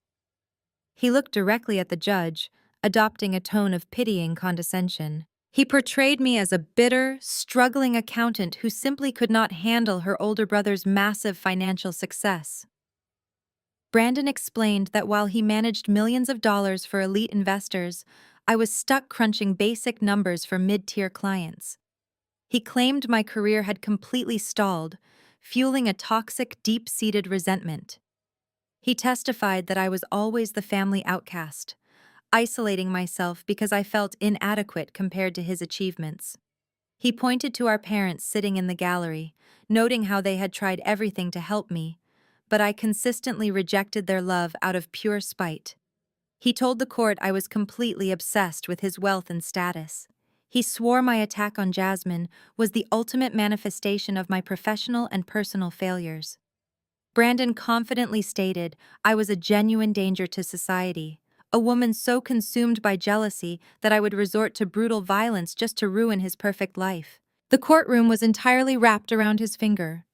William and Catherine nodded along in the gallery, fully validating every cruel word their son spoke. Attorney Mitchell smiled triumphantly, formally concluding his direct examination. He returned to the plaintiff table, looking at Harrison with supreme confidence. They believed they had completely buried me. The judge turned his hawkish gaze toward the defense table. He asked Harrison if he wished to cross-examine the witness. His tone suggested he found the entire defense exercise completely pointless at this stage. Harrison stood up slowly. He did not bring his legal pad. He did not bring his thick binder of notes. He picked up a single, crisp piece of white paper from the mahogany table. He buttoned his suit jacket and walked deliberately toward the center podium. He did not look intimidated by Brandon's charismatic performance. He looked like a hunter who had just cornered his prey. Brandon sat back in the witness chair, an arrogant smirk playing on his lips. He was ready to spar with the defense attorney. He expected questions about the physical fight, the timeline, or the alleged jealousy. He expected a desperate attempt to poke holes in his flawless, heroic narrative. Harrison stopped at the wooden podium. He did not pace. He did not employ any theatrical courtroom tactics. He simply held up the single piece of paper, ensuring the judge could see the official bank seal printed at the top. Harrison locked eyes with my brother. "Mr. Brandon," Harrison began, dropping the room's temperature by 10 degrees. "You testified extensively about your massive financial success. I have a simple question regarding your professional transactions. Under penalty of perjury," Harrison asked, "is it true you transferred $2.5 million into an offshore account 3 hours before you arrived at your sister's home?" Attorney Mitchell erupted from his chair at the plaintiff table, knocking over his heavy briefcase. "Objection!" he shouted, his voice echoing loudly in the tense courtroom. "Your Honor, I strongly object. Financial records are entirely irrelevant to a civil restraining order hearing regarding physical assault. Counsel is attempting to introduce baseless statements to distract this court from the violent attack my client suffered." The judge frowned, looking down at Harrison. "Counselor," the judge warned, his tone dangerously thin, "you are treading on very thin ice. Explain the relevance of offshore banking transfers to an assault case, or I will sustain this objection and hold you in contempt." Harrison did not flinch. He stood straight at the podium. "Your Honor, this financial document represents the exact motive for the assault," Harrison stated. "The plaintiff and the witness are not victims of a random attack. They are perpetrators of corporate fraud. We contend they visited my client as home that night, not to heal a family rift, but to aggressively silence a whistleblower. My client was acting as an independent auditor for the plaintiff's company. When she discovered $2.5 million missing and refused to sign fraudulent financial reports, they assaulted her. This offshore transfer proves the theft, the timing, and the motive." Mitchell slammed his hand on the table. "This is an outrageous, fabricated smear campaign." "I will decide what is fabricated," the judge snapped, silencing Mitchell instantly. The judge turned his hawkish gaze back to Harrison. I will allow a limited line of questioning on this specific matter. If you fail to directly connect these financial records to the events that occurred in the kitchen, I will strike it all from the record and sanction you heavily. Proceed with caution. Harrison turned his sharp focus back to my brother. Brandon was still sitting in the witness box, but his arrogant posture had vanished. His shoulders were stiff. He stared at the paper in Harrison's hand as if it were a loaded weapon. "Let us try again," Mr. Brandon Harrison said coldly. "You testified that you are a highly successful venture capital executive. As someone who manages millions of dollars, you are intimately familiar with federal banking regulations. Did you authorize a wire transfer of $2.5 million from your investor fund to a holding company in Cyprus, which forwarded those exact funds to an offshore account in the Cayman Islands, registered solely to your fiancée?" Brandon swallowed hard. His eyes darted quickly toward our father in the front row, then back to Harrison. "I make hundreds of complex financial transfers every single quarter," Brandon answered, his voice losing its previous resonant authority. "That is my job. I cannot possibly be expected to recall the minute details of one specific transaction without consulting my corporate ledgers." Harrison smiled a predatory smile. He walked over to the defense table and picked up a thick bound folder. He approached the witness box and handed it directly to the bailiff, who passed it to Brandon. "Allow me to refresh your exceptional memory," Harrison offered smoothly. "Please turn to page 4 of that certified bank document. It displays the exact date and timestamp of the authorization. It also displays the originating IP address. Does that digital signature belong to your personal computer?" Brandon stared at the page. A visible bead of sweat formed on his forehead. He tugged at the crisp collar of his custom-tailored shirt, suddenly looking incredibly uncomfortable under the harsh courtroom lights. "That IP address could easily be spoofed by a malicious hacker," Brandon stammered.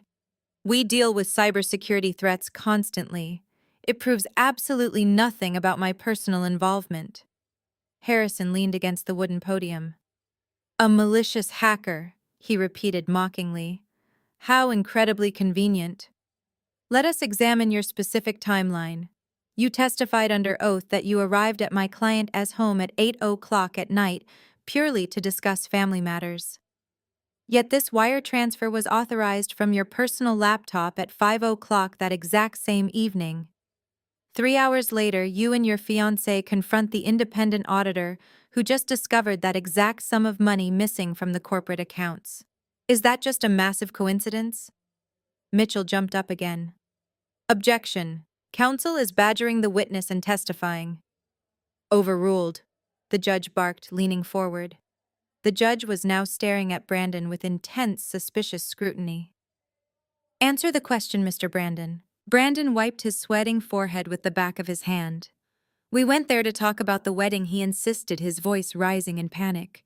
"We never discussed any audit. Sydney is making up this ridiculous financial conspiracy to cover up the fact that she viciously attacked Jasmine. She is lying. Are you absolutely certain about that?" Harrison asked, his tone dropping to a dangerous quiet register. "Because perjury carries a mandatory federal prison sentence. You claim you stepped into the hallway to take a phone call. You claim you rushed back into the kitchen to find my client brutally beating your fiancé. You claim you had to physically restrain my client to save Jasmine's life." "Yes," Brandon shouted defensively, gripping the edges of the witness stand. "That is exactly what happened. I saw it with my own eyes." Harrison took a slow, deliberate step back from the podium. He let the heavy silence fill the tense courtroom. He looked at Brandon, then at Jasmine, who was gripping the edge of the plaintiff table with white knuckles. "So you swear under oath that no conversation about audit fraud took place and Sydney attacked Jasmine unprovoked?" Harrison asked one final time. "I swear it," Brandon confirmed loudly, doubling down on his catastrophic lie. Harrison turned his back on my brother. He faced the judge with absolute, unshakable confidence. "Your Honor," Harrison stated clearly, "the defense calls for the admission of Exhibit A into evidence. We submit the smart air purifier audio and visual recording from my client's kitchen." Total panic erupted instantly at the plaintiff table. Attorney Mitchell knocked his heavy leather chair backward as he sprang to his feet. The sharp scrape of wood against the polished courtroom floor echoed loudly. His face lost all its arrogant color, turning a sickly pale white. Jasmine let out a genuine gasp, her hands flying to cover her mouth. She stared at Harrison in absolute horror, realizing her entire fabricated narrative was about to be visually dismantled. Brandon remained frozen in the witness box. His confident posture completely collapsed. He looked like a man who had just stepped onto a hidden landmine. "Objection!" Mitchell shouted, his voice cracking with sheer desperation. "Your Honor, I vehemently object to the admission of any audio or visual recording. Washington is a strict two-party consent state. My client and the witness never consented to being recorded in the defendant's home. This evidence is entirely inadmissible and represents a gross violation of privacy laws. Counsel is attempting an illegal trial by ambush." The courtroom gallery burst into a frenzy of shocked whispers. William and Catherine gripped the wooden railing of the front row, their eyes wide with dawning terror. The judge slammed his heavy wooden gavel down 3 times, demanding absolute silence. He glared at the defense table, his expression hardening. "Counselor," the judge warned, looking directly at Harrison. "You are well aware of the state statutes regarding electronic surveillance. If you are attempting to introduce an illegal wiretap into my courtroom, I will hold you in contempt and strike your entire defense from the record." Harrison did not flinch. He stood tall at the podium, projecting absolute legal certainty. He calmly adjusted his suit jacket and addressed the bench. "Your Honor, I am intimately familiar with the state statutes," Harrison replied smoothly. "And I am equally familiar with the established legal exceptions. First, we must address the fundamental concept of a reasonable expectation of privacy. The plaintiffs voluntarily entered my client's private residence.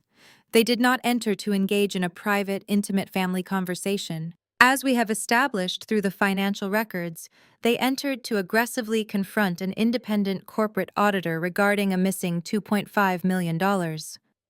There is zero reasonable expectation of privacy when you forcefully enter another person's home to conduct a hostile corporate shakedown."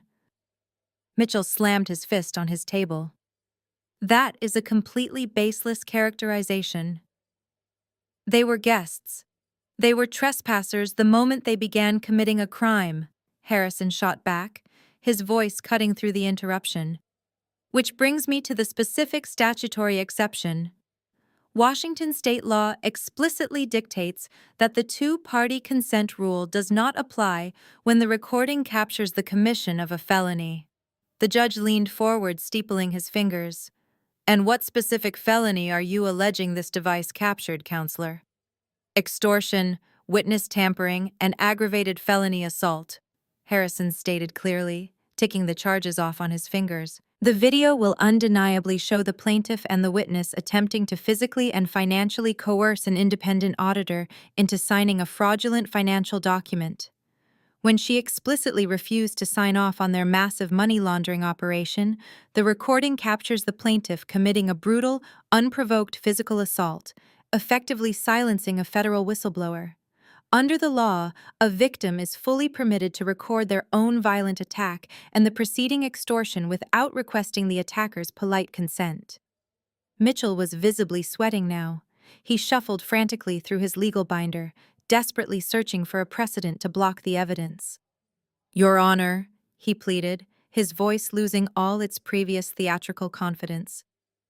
"The defense is launching wild, unfounded criminal accusations simply to bypass privacy laws. You cannot allow this digital file to be played based on a hypothetical felony. It violates my client's fundamental civil rights."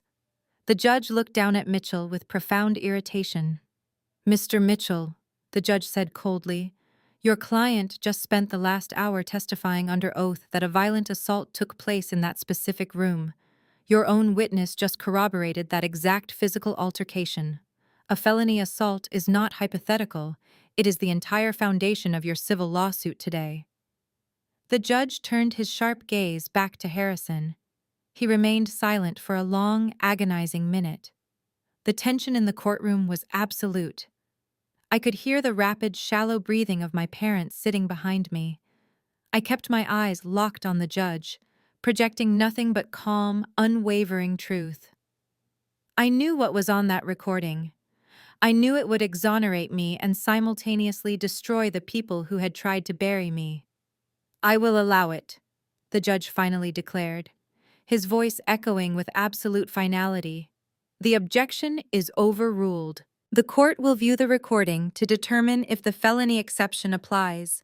If the video shows what the defense claims, it will be admitted into permanent evidence. If it does not, I will hold the defense counsel in contempt."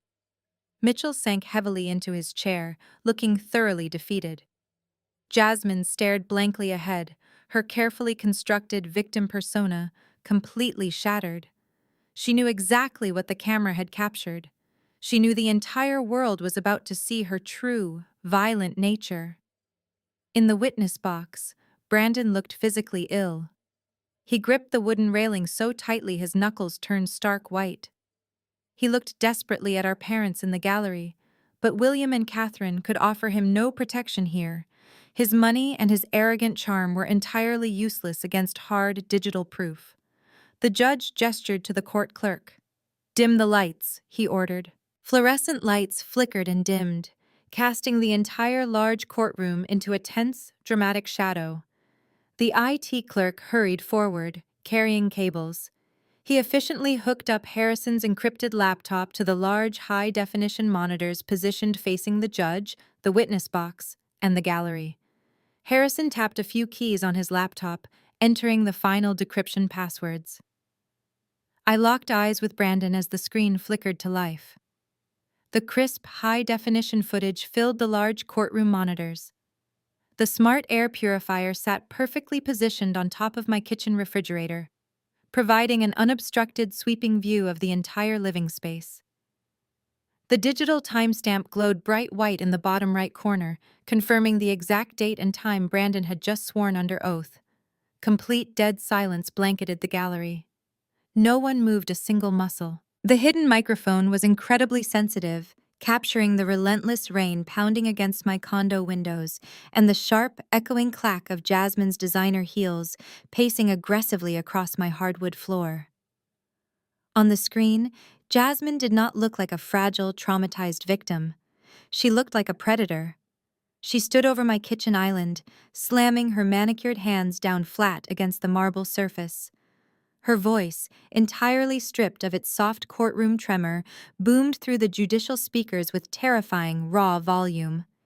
"You are going to sign the official audit report right now, Sydney," Jasmine shrieked on the video, her face twisted in a mask of pure, unhinged rage. "Jazzglow needs a clean financial bill of health tonight. The Venture Capital Board is waiting for the final independent approval to close our Series A funding." My own voice responded on the recording, sounding incredibly calm and professionally detached. "I am an independent auditor, Jasmine. I cannot and will not sign off on wire fraud. You have $2.5 million entirely unaccounted for in your ledgers. I tracked the missing capital to offshore shell companies. I will not go to federal prison to cover up a massive money laundering operation." The entire courtroom let out a collective, synchronized gasp. William and Catherine physically recoiled in the front row, staring at the massive screens in absolute shock. Their golden boy and his beautiful bride were being exposed as aggressive financial criminals in high definition. On the video, Jasmine completely lost whatever remaining control she possessed.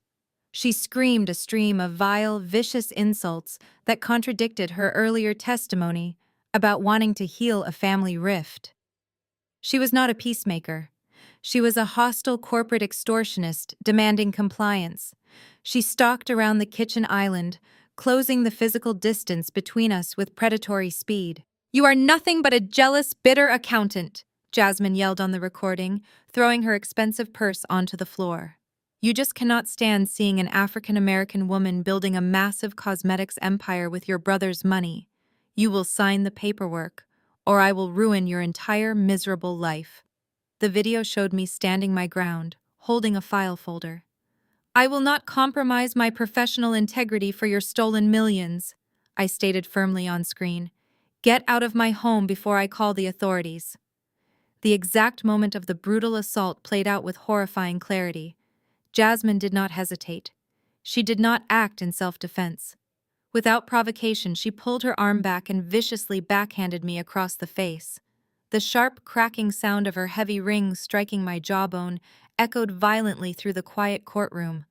The sheer force of the sudden blow knocked me completely off balance. The camera captured me stumbling backward, violently hitting the edge of the kitchen counter before collapsing heavily onto the hardwood floor. A bright smear of blood instantly appeared on my chin. Several spectators in the gallery gasped out loud. The judge leaned so far forward over his elevated bench that he practically stood up. His hawkish eyes narrowed into dark slits of unadulterated fury. He looked from the glowing monitor directly down to Jasmine, who was now trembling uncontrollably at the plaintiff table. The recording continued playing, revealing the final, most damning layer of their collective perjury. Brandon finally stepped into the frame. He had not been taking a phone call in the hallway. He had been standing in the living room the entire time, watching the hostile extortion unfold. He did not rush forward to pull a crazed sister off his fragile fiancée. He did not act as a heroic peacemaker saving a life. Brandon calmly adjusted the French cuffs of his expensive tailored suit. He looked down at my bleeding body with absolute chilling disgust. His cold, callous voice boomed through the courtroom speakers, contradicting every single word he had sworn to under oath. "Let us go. She has lost her mind," Brandon instructed on the video, completely ignoring my injuries. As he turned to leave the kitchen, Jasmine was not finished. She stood over me, looking down with pure, unadulterated malice. The camera captured her raising her designer boot. While I was down and bleeding on the floor, Jasmine viciously kicked me in the ribs. The sickening thud resonated through the judicial sound system. "You cannot hide $2.5 million, Brandon," my voice warned from the floor on the recording, trembling but resolute. "The Securities and Exchange Commission will find out the truth." The video showed Brandon and Jasmine turning their backs and walking out of my home. The heavy front door slammed shut, leaving me alone and bleeding on the floor. The digital file ended. The large courtroom monitors went completely black. The IT clerk quickly brought the fluorescent lights back up to full brightness. The sudden illumination revealed a room suspended in absolute, deafening silence. Nobody dared to breathe. The oppressive weight of the undeniable truth crushed the remaining oxygen from the air. William and Catherine sat completely frozen, their faces drained of all color. Their perfect family narrative was entirely incinerated. Brandon sat perfectly still in the wooden witness box, his arrogant posture replaced by the rigid stiffness of a man realizing his life was completely over. At the plaintiff table, Attorney Mitchell literally packed his heavy leather briefcase. He shoved his legal pads into the bag with frantic, desperate speed. He recognized the catastrophic reality immediately. His clients had just committed severe, irrefutable perjury in open court. He was abandoning their completely sinking ship. The judge watched. The judge watched Mitchell shoving documents into his briefcase. The sound of rustling paper was loud in the silent courtroom. Mitchell did not even look at his clients. He was in survival mode, attempting to physically distance himself from the fallout of their criminal deception. "Mr. Mitchell," the judge called out, his voice sharp enough to cut through solid steel. "Are you prepared to explain why you allowed your clients to sit in my witness box and lie under penalty of perjury?" Mitchell froze, his hand hovering over his bag. "Your Honor," Mitchell stammered, his face shining with cold sweat. "I assure you, I had absolutely zero prior knowledge of this digital recording. I relied exclusively on the sworn affidavits provided by my clients. I am formally requesting permission to withdraw as their legal counsel, effective immediately." The judge did not grant the request right away. He simply sneered, offering a look of profound judicial disgust. He turned his attention away from the panicking lawyer and locked his hawkish gaze directly onto Brandon and Jasmine. The heavy gavel came down with a thunderous strike, startling everyone in the gallery. "This court has seen many things," the judge thundered, his voice echoing off the high wooden ceiling. But the sheer audacity, the staggering arrogance required to walk into my courtroom, fabricate a violent physical assault, and weaponize the judicial system to cover up a massive corporate fraud is entirely unprecedented. The judge pointed an accusatory finger at Jasmine, who was now clutching her chest, her mouth opening and closing silently like a suffocating fish.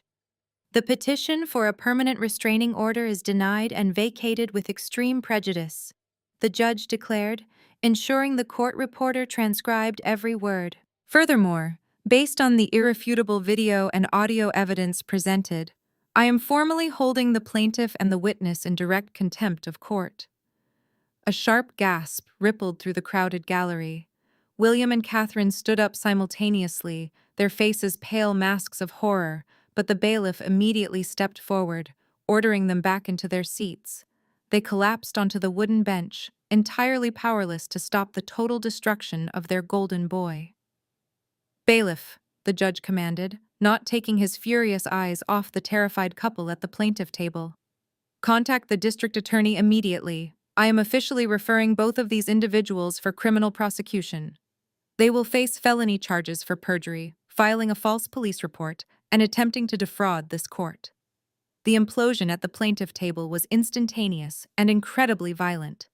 Jasmine began to hyperventilate. Her chest heaved as she desperately clawed at the high collar of her modest beige dress.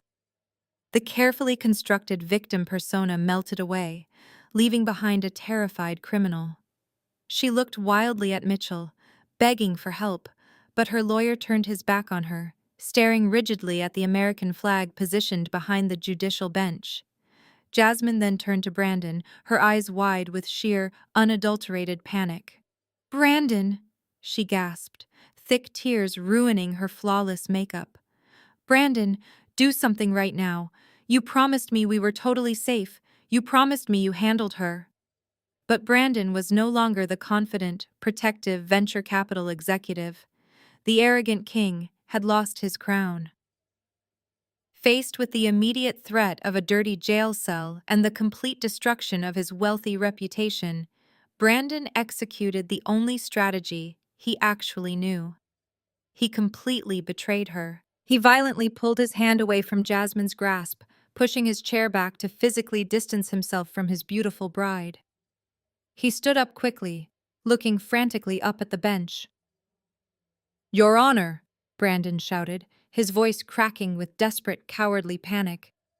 "You have to understand. I had absolutely no idea about the corporate fraud. I am a victim here too.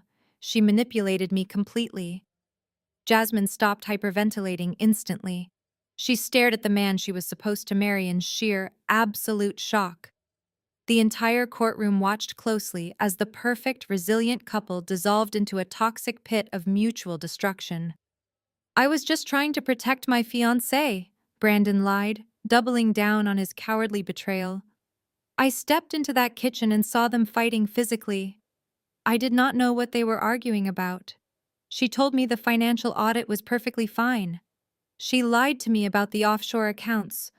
I was blinded by love, Your Honor. I am entirely innocent of any financial crimes whatsoever."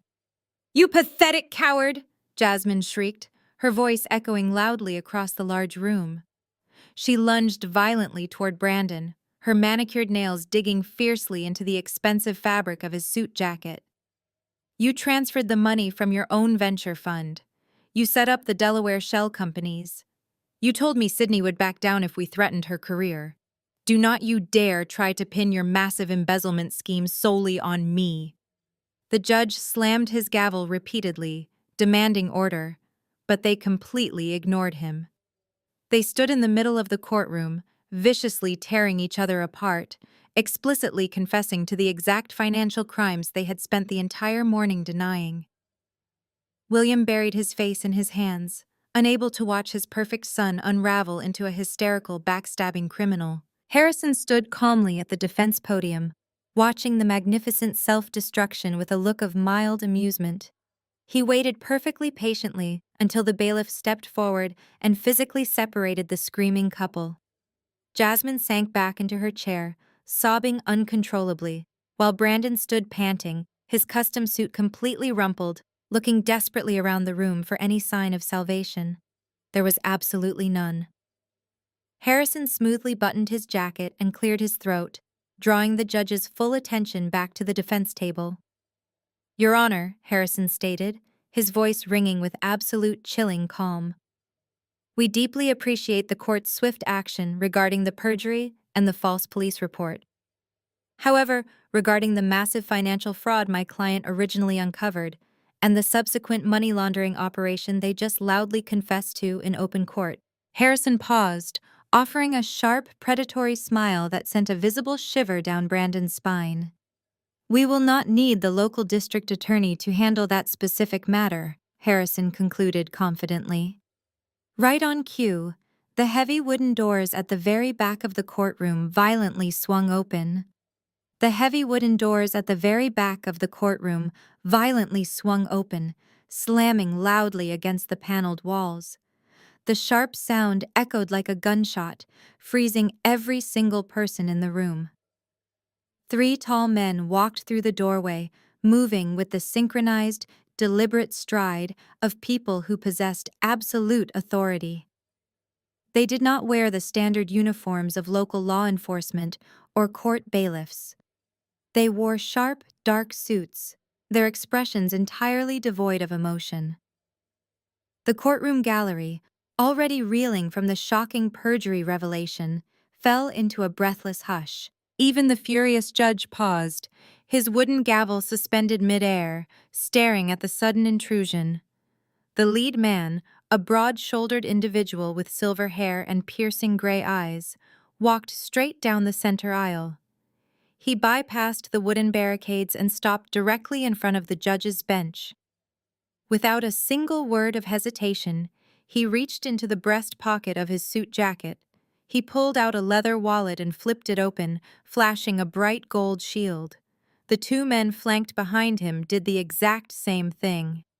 "Your Honor," the lead man announced, his voice carrying a calm, terrifying weight that demanded instant obedience. "I am Special Agent Miller with the Federal Bureau of Investigation, White Collar Crime Division. Joining me are senior investigators from the Securities and Exchange Commission. We apologize for the sudden interruption of your civil proceedings, but we have urgent federal business to conduct with 2 individuals currently present in this room." The judge lowered his gavel slowly, his hawkish eyes scanning the shiny gold badges. This court was just about to refer the plaintiff and the witness to the local district attorney for severe perjury and filing a false police report, the judge informed the federal agents. Special Agent Miller offered a tight, humorless nod. "We are fully aware of their local transgressions, Your Honor. However, the local district attorney will have to wait in a very long line. The financial crimes committed by these individuals supersede local jurisdiction. Due to the massive scale of the corporate fraud, the digital manipulation of federal banking systems, and the transfer of stolen capital across both state and international borders, this is now an active federal investigation." Brandon let out a strangled, pathetic gasp. He stumbled backward, his legs hitting the edge of the wooden witness box. The remaining color drained completely from his face, leaving him looking like a terrified ghost. He realized instantly that Harrison had not simply beaten their civil lawsuit. Harrison and I had quietly assembled a lethal, bulletproof trap, and Brandon had walked right into it with his arrogant head held high. Agent Miller turned his piercing gray eyes directly toward my brother. "Brandon," the agent stated firmly, pulling a thick stack of folded documents from his interior jacket pocket. "We received a highly encrypted, comprehensive forensic dossier 2 days ago. It contained irrefutable proof, including certified IP traces, offshore banking registries, and detailed shell company incorporation documents. It perfectly mapped a massive criminal enterprise that you aggressively orchestrated." Jasmine began shaking her head violently. "No," Jasmine whimpered, taking a step backward until her back hit the plaintiff table. "No, you have the wrong people.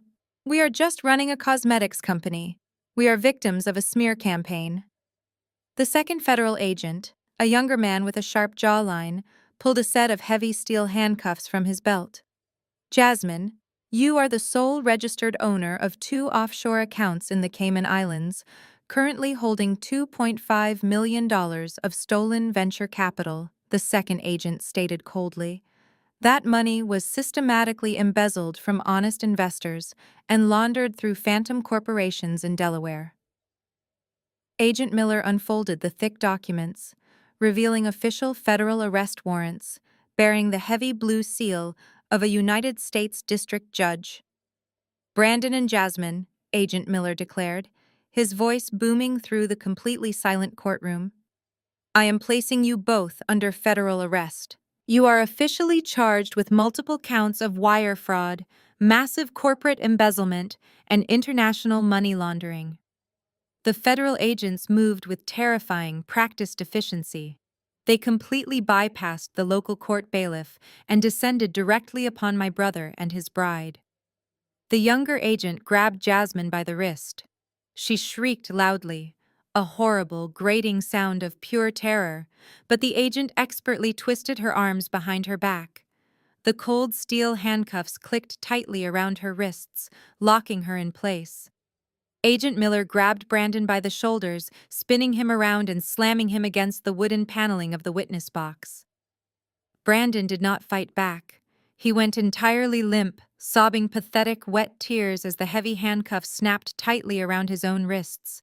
The confident, wealthy tech executive was completely gone, replaced by a broken, terrified criminal facing decades in a federal penitentiary. Jasmine thrashed wildly against the strong grip of the federal agent holding her. She twisted her head, glaring at Brandon with eyes full of absolute venom. You said you covered your tracks, Jasmine screamed at him at the top of her lungs, her voice echoing violently across the stunned gallery. You swore to me nobody would ever find that money. You ruined my entire life. Brandon wept uncontrollably, refusing to look at her. In the front row of the gallery, William and Catherine sat completely paralyzed in absolute horror. Their mouths hung open in silent, agonizing shock.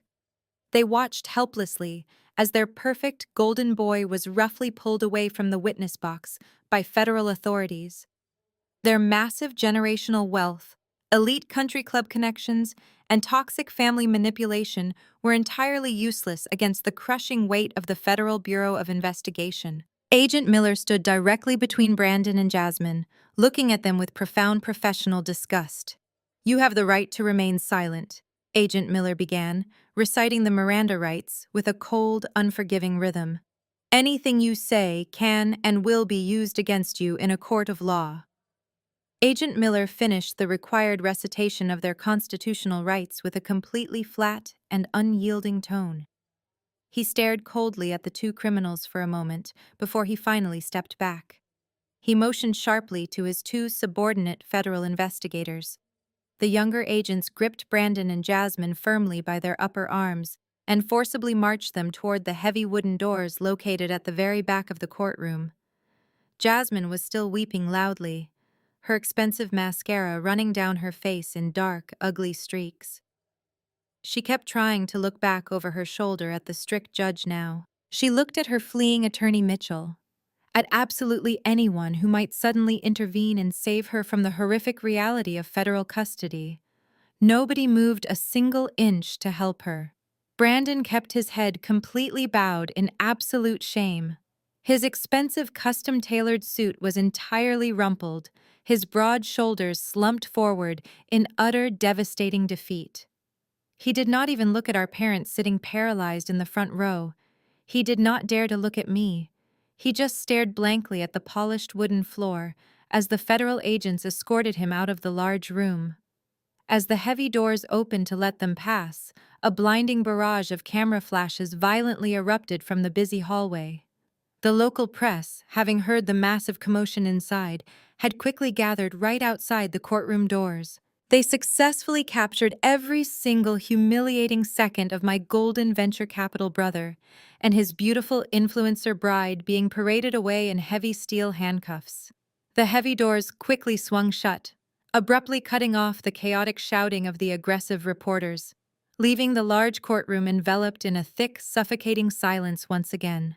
The stern judge stood up slowly from his very elevated wooden bench.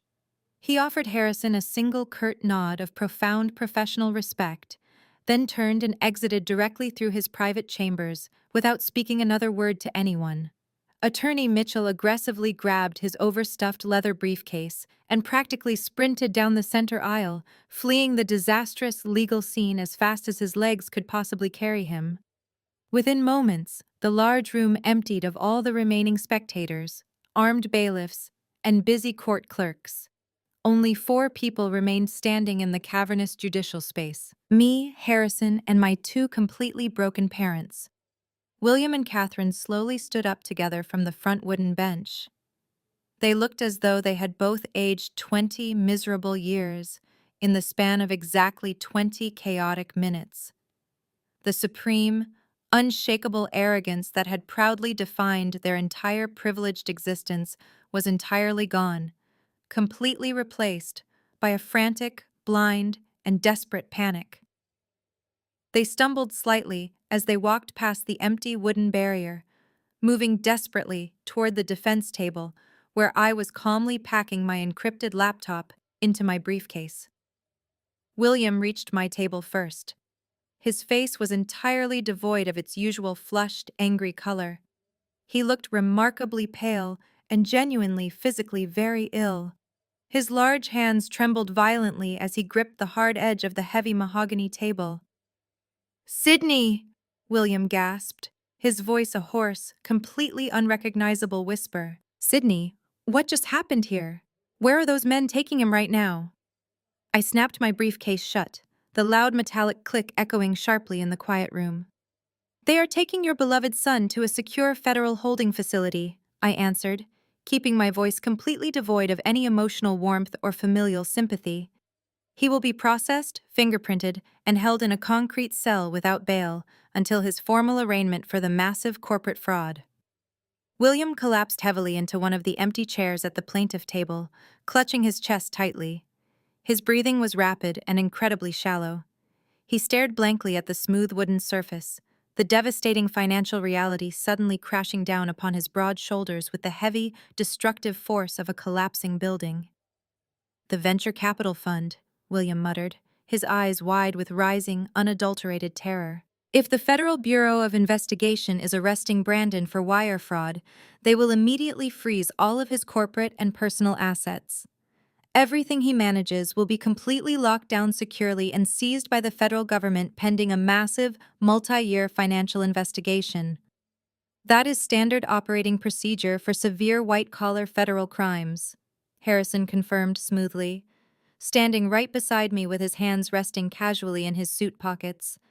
Every single bank account connected to his name and Jasmine's offshore holdings was officially frozen 30 minutes ago.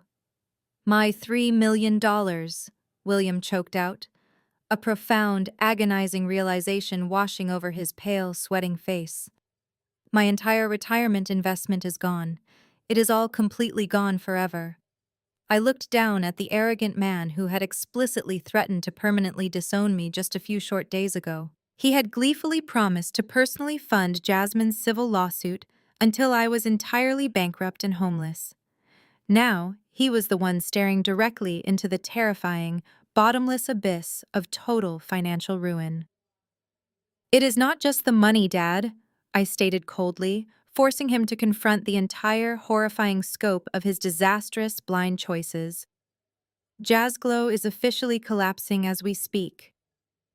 When the local press publishes the federal indictment records later today, every single prominent investor Brandon brought into that elite fund will realize their money was stolen to completely fund a massive money laundering scheme.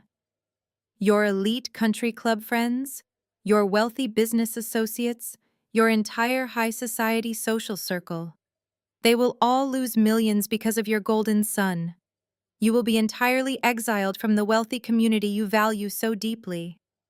William buried his face in his shaking hands, letting out a pathetic, broken sob. Catherine, who had been standing completely frozen behind William, suddenly lunged forward. She quickly grabbed my arm with terrifying force, crying, You have to tell the FBI it was a mistake. You're an accountant. You can fix the numbers. He's your brother. I looked down at my mother's trembling, manicured hand tightly gripping my forearm.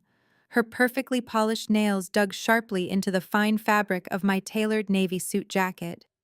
For my entire life, I had desperately craved her gentle touch, her maternal validation, and her fierce protection. I had spent decades trying to earn a fraction of the love she so freely showered upon my older brother. Now, standing in the quiet aftermath of Brandon's federal arrest, I felt absolutely nothing but a cold, heavy disgust settling deep within my chest. I reached up and slowly, deliberately peeled her fingers off my arm, one by one. I stepped backward, officially and finally severing the physical and emotional connection between us forever. Catherine gasped loudly, her face crumbling as she instantly realized her manipulative tears held absolutely no power over me anymore. "Fix the numbers," I repeated very softly, my voice dropping to a dangerously quiet register that echoed loudly in the completely empty courtroom.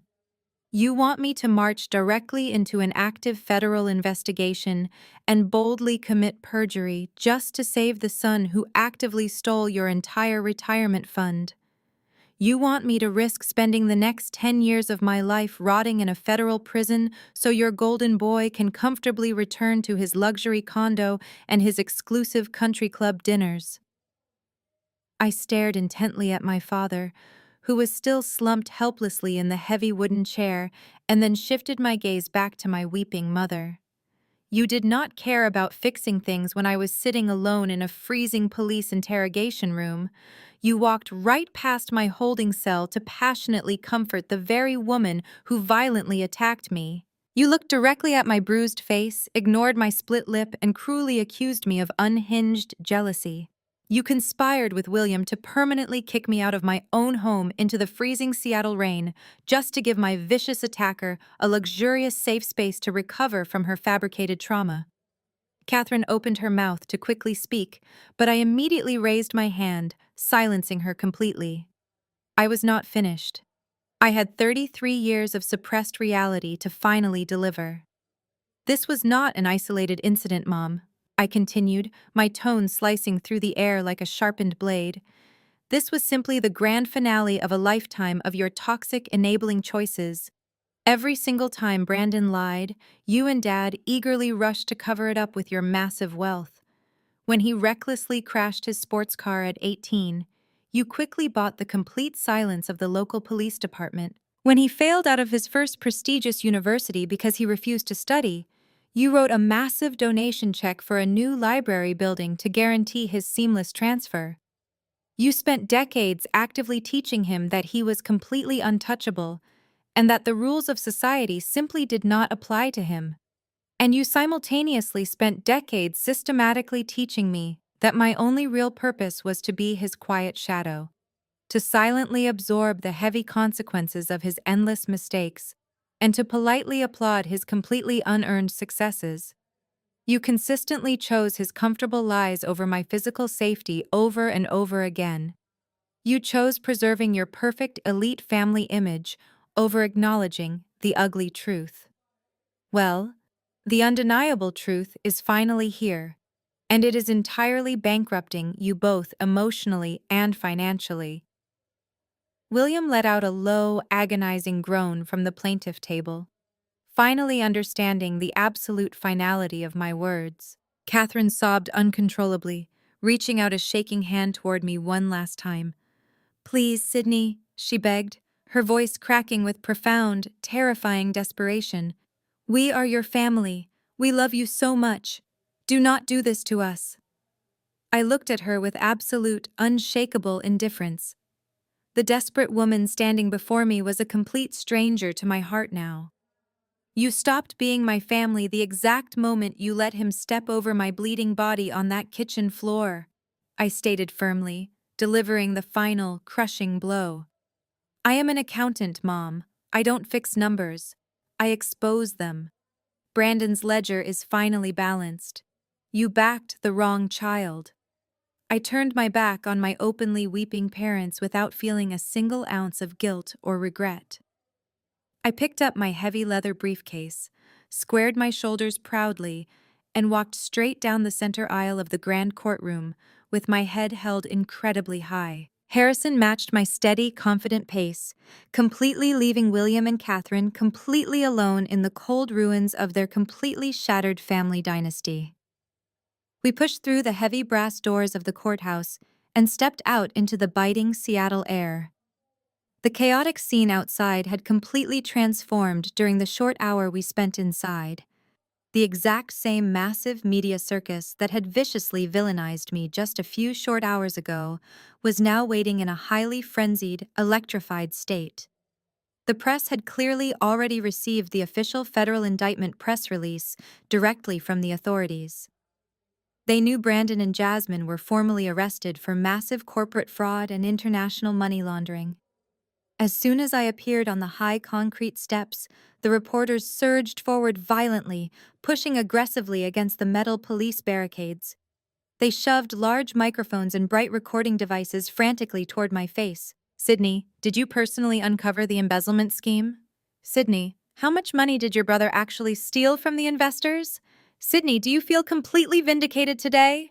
They shouted desperately, begging for a lucrative statement, eager to quickly exploit the explosive new narrative. I ignored every single one of them. I kept my face perfectly stoic, completely refusing to give them the satisfaction of a single emotional reaction. I stepped smoothly into the waiting black luxury car with Harrison, leaving the screaming reporters choking on the exhaust as we drove away to permanently secure the bright, independent future I had fiercely protected. 6 months passed since that chaotic afternoon outside the downtown courthouse. The justice system, usually notorious for its agonizingly slow pace, moved with terrifying, ruthless efficiency when presented with a perfectly organized federal forensic dossier. The digital evidence I had meticulously compiled left absolutely no room for lengthy trials, endless appeals, or clever plea deals. My brother and his beautiful bride were completely cornered, forced to face the harsh, unforgiving reality of their massive corporate crimes. The federal sentencing hearing took place in late September. I did not attend in person, but Harrison kept me fully informed of every single humiliating detail. Brandon stood before the federal judge entirely stripped of his custom-tailored suits and expensive silk ties. He wore a standard-issue khaki prison uniform, his shoulders permanently slumped, his arrogant posture broken beyond repair. The judge showed him absolutely no mercy. Citing the massive scale of the wire fraud, the brazen abuse of investor trust, and the egregious perjury committed in open court, the judge sentenced Brandon to exactly 8 years in a minimum security federal penitentiary. There was no early parole for federal charges. His lucrative career in venture capital was permanently obliterated, his professional licenses revoked, and his stellar reputation completely incinerated. The Golden Boy was finally held fully accountable for his terrible actions. Jasmine faced an equally devastating fate. Her carefully curated digital empire was brutally dismantled piece by piece. The federal court ordered the immediate total liquidation of Jazzglow. Every single lipstick, every eyeshadow palette, and every piece of intellectual property was seized and auctioned off to desperately repay the defrauded investors. Her massive social media accounts, the very platforms she had weaponized to viciously destroy my life, were permanently seized by federal authorities and permanently deleted from the internet. She was entirely erased from the public eye. During her own sentencing, Jasmine attempted to resurrect her fragile victim persona, weeping loudly and blaming my brother for manipulating her into the money laundering scheme. She claimed she was just a naive influencer who trusted the wrong man. The federal judge remained completely unmoved by her theatrical tears. She was sentenced to 5 years in a federal correctional institution. The glamorous influencer was traded for a concrete cell, her luxurious lifestyle entirely gone.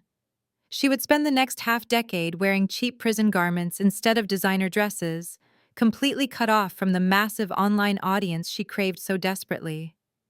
Every lie she told finally caught up with her. While my brother and his fiancée traded their freedom for federal prison sentences, my parents experienced a completely different kind of agonizing incarceration. William and Catherine faced total, catastrophic financial ruin. With Brandon's assets entirely frozen and the $3 million retirement investment permanently gone, they could no longer afford the exorbitant property taxes and maintenance costs of their sprawling Seattle mansion. The bank quickly initiated aggressive foreclosure proceedings.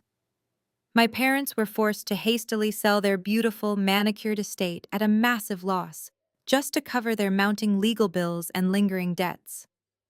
The wealthy socialites who once hosted lavish charity galas were brutally forced to downsize.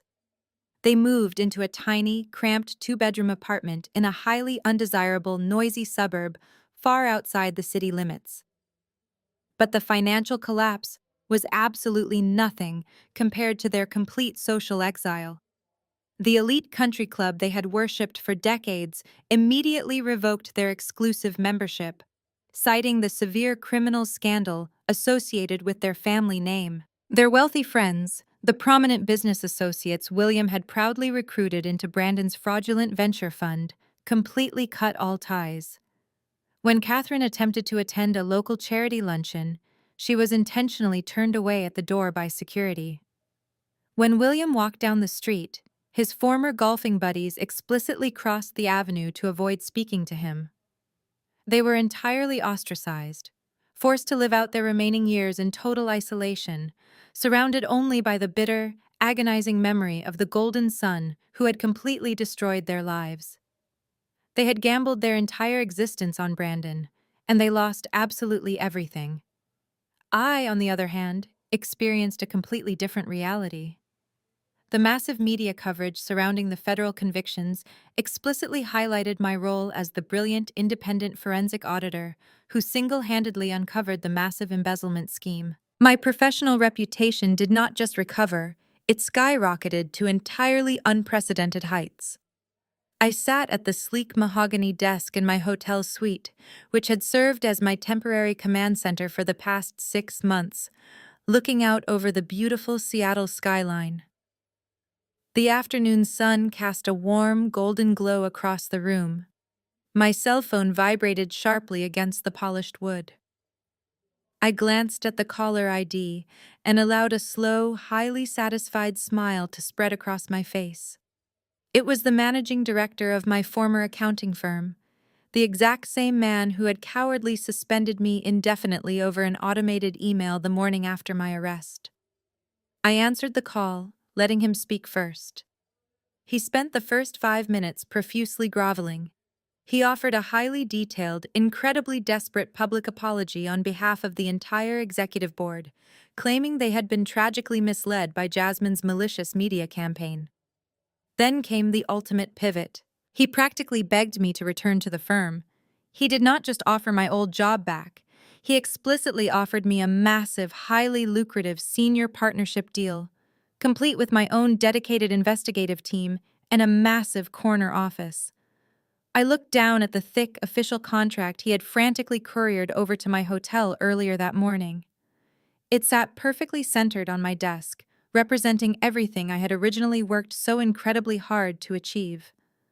I had quietly accepted my family's toxic shadow, believing my quiet dedication would earn their respect. Now, looking at the printed pages of my success, I finally knew the absolute truth. I did not need their conditional validation or fake love to be successful anymore. I picked up my gold pen and looked at the partnership contract one last time. It represented the ultimate corporate validation I had chased my entire adult life. A few months ago, I would have signed it without a single second thought, but everything had completely changed. I realized returning to a firm that abandoned me at my lowest point was a massive step backward. They did not value my personal integrity until it became a highly lucrative public relations asset. I wrote a brief, polite letter of decline, folded the heavy paper, and mailed it back. I did not want to join their empire. I built my own. Within 4 weeks, I officially launched my own independent practice. I named it Vanguard Forensic Accounting and Fraud Investigation. Thanks to the massive international media exposure from my brother and his high-profile federal case, I did not have to spend a single dime on advertising or marketing. My client waiting list was completely full before I even opened the doors.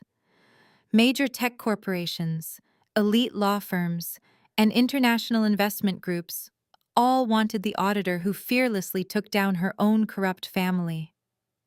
I was no longer a mid-tier employee taking orders. I was the absolute top authority today. I leased an ultra-modern corner office on the top floor of a pristine glass skyscraper right in the heart of downtown Seattle. The space was absolutely breathtaking. Floor-to-ceiling windows offered sweeping, uninterrupted views of the deep blue Puget Sound and the towering snow-capped peak of Mount Rainier. The office was decorated in sharp, clean lines, with sleek, minimalist furniture reflecting my precise, analytical mindset. There were no heavy, dark antiques like the ones in my parents' foreclosed mansion. Every single thing in this bright, expansive room was completely earned by my own relentless hard work. I stood by the massive windows, watching the city move far below me. I was incredibly respected, entirely wealthy, and fully independent. The financial independence gave me a profound sense of absolute security that my father and his conditional trust fund never could. I controlled my own destiny. Nobody could ever lock me out of my home again. Nobody could ever threaten to destroy my career. I stared directly into the terrifying face of complete ruin, fought back with pure facts, and emerged stronger than I ever thought possible. My new life was a brilliant testament to my resilience.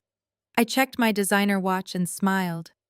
It was Friday evening, exactly 1 year since that rainy night in my kitchen. But tonight, I was not going to be alone. I gathered my belongings, slipping into a stunning, tailored emerald green coat. I locked the heavy glass doors of my firm and took the private elevator down to the lobby.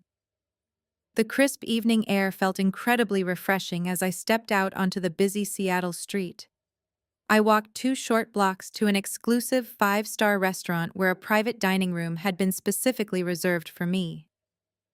When I pushed open the double doors of the private room, the sound of genuine, warm laughter washed over me. Harrison was sitting at the head of the long table, telling a highly animated story. He looked up and raised his glass in a cheerful salute. Surrounding him were my closest friends, trusted colleagues, and the brilliant junior investigators I had recently hired to expand my new firm.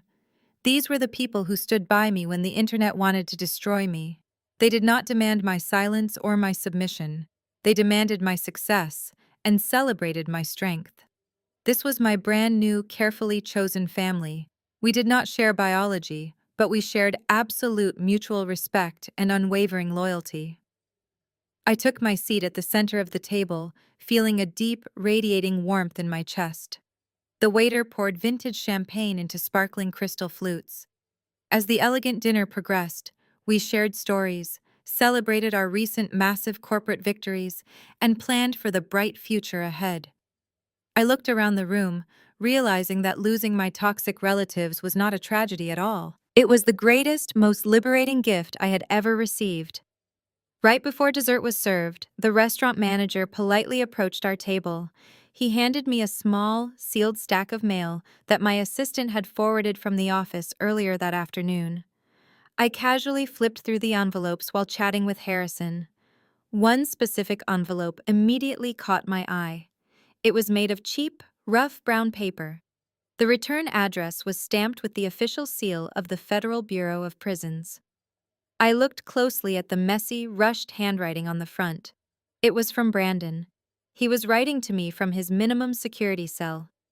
I could easily guess exactly what the letter contained. Harrison had mentioned last week that Brandon was struggling miserably in prison. His accounts were completely frozen, our parents were totally broke, and Jasmine had turned against him completely. He was probably begging me for commissary money, pleading for forgiveness, and attempting to manipulate my emotions one last time.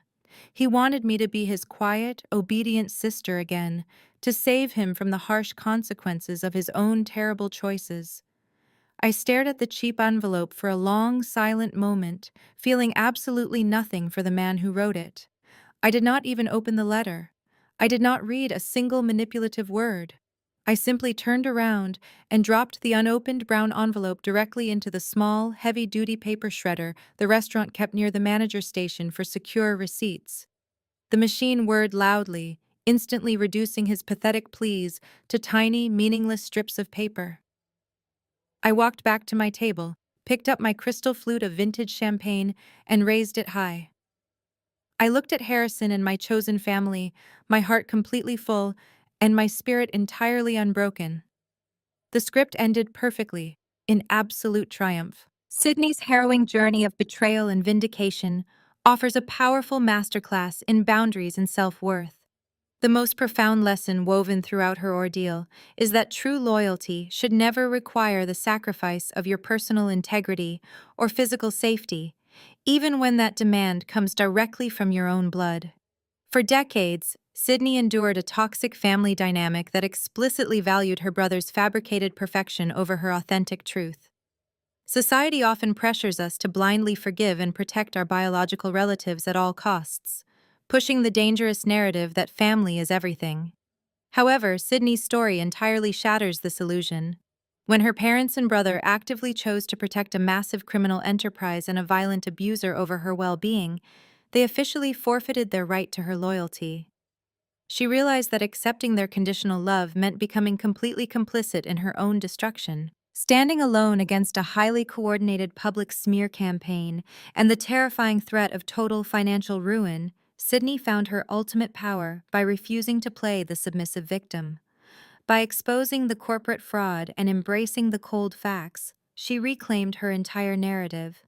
She taught us that walking away from a deeply toxic family is not an act of cruelty, but an act of profound self-preservation. You simply cannot heal in the exact same toxic environment that broke you. Sometimes, the only way to truly win a rigged game is to stop playing by their twisted rules and build your own independent empire from the ground up. In the end, Sydney's triumph proves that the family we choose is infinitely more valuable than the broken one we inherit. If you are currently sacrificing your own peace to keep a toxic family together, I urge you to draw a hard boundary today and fiercely protect your own truth.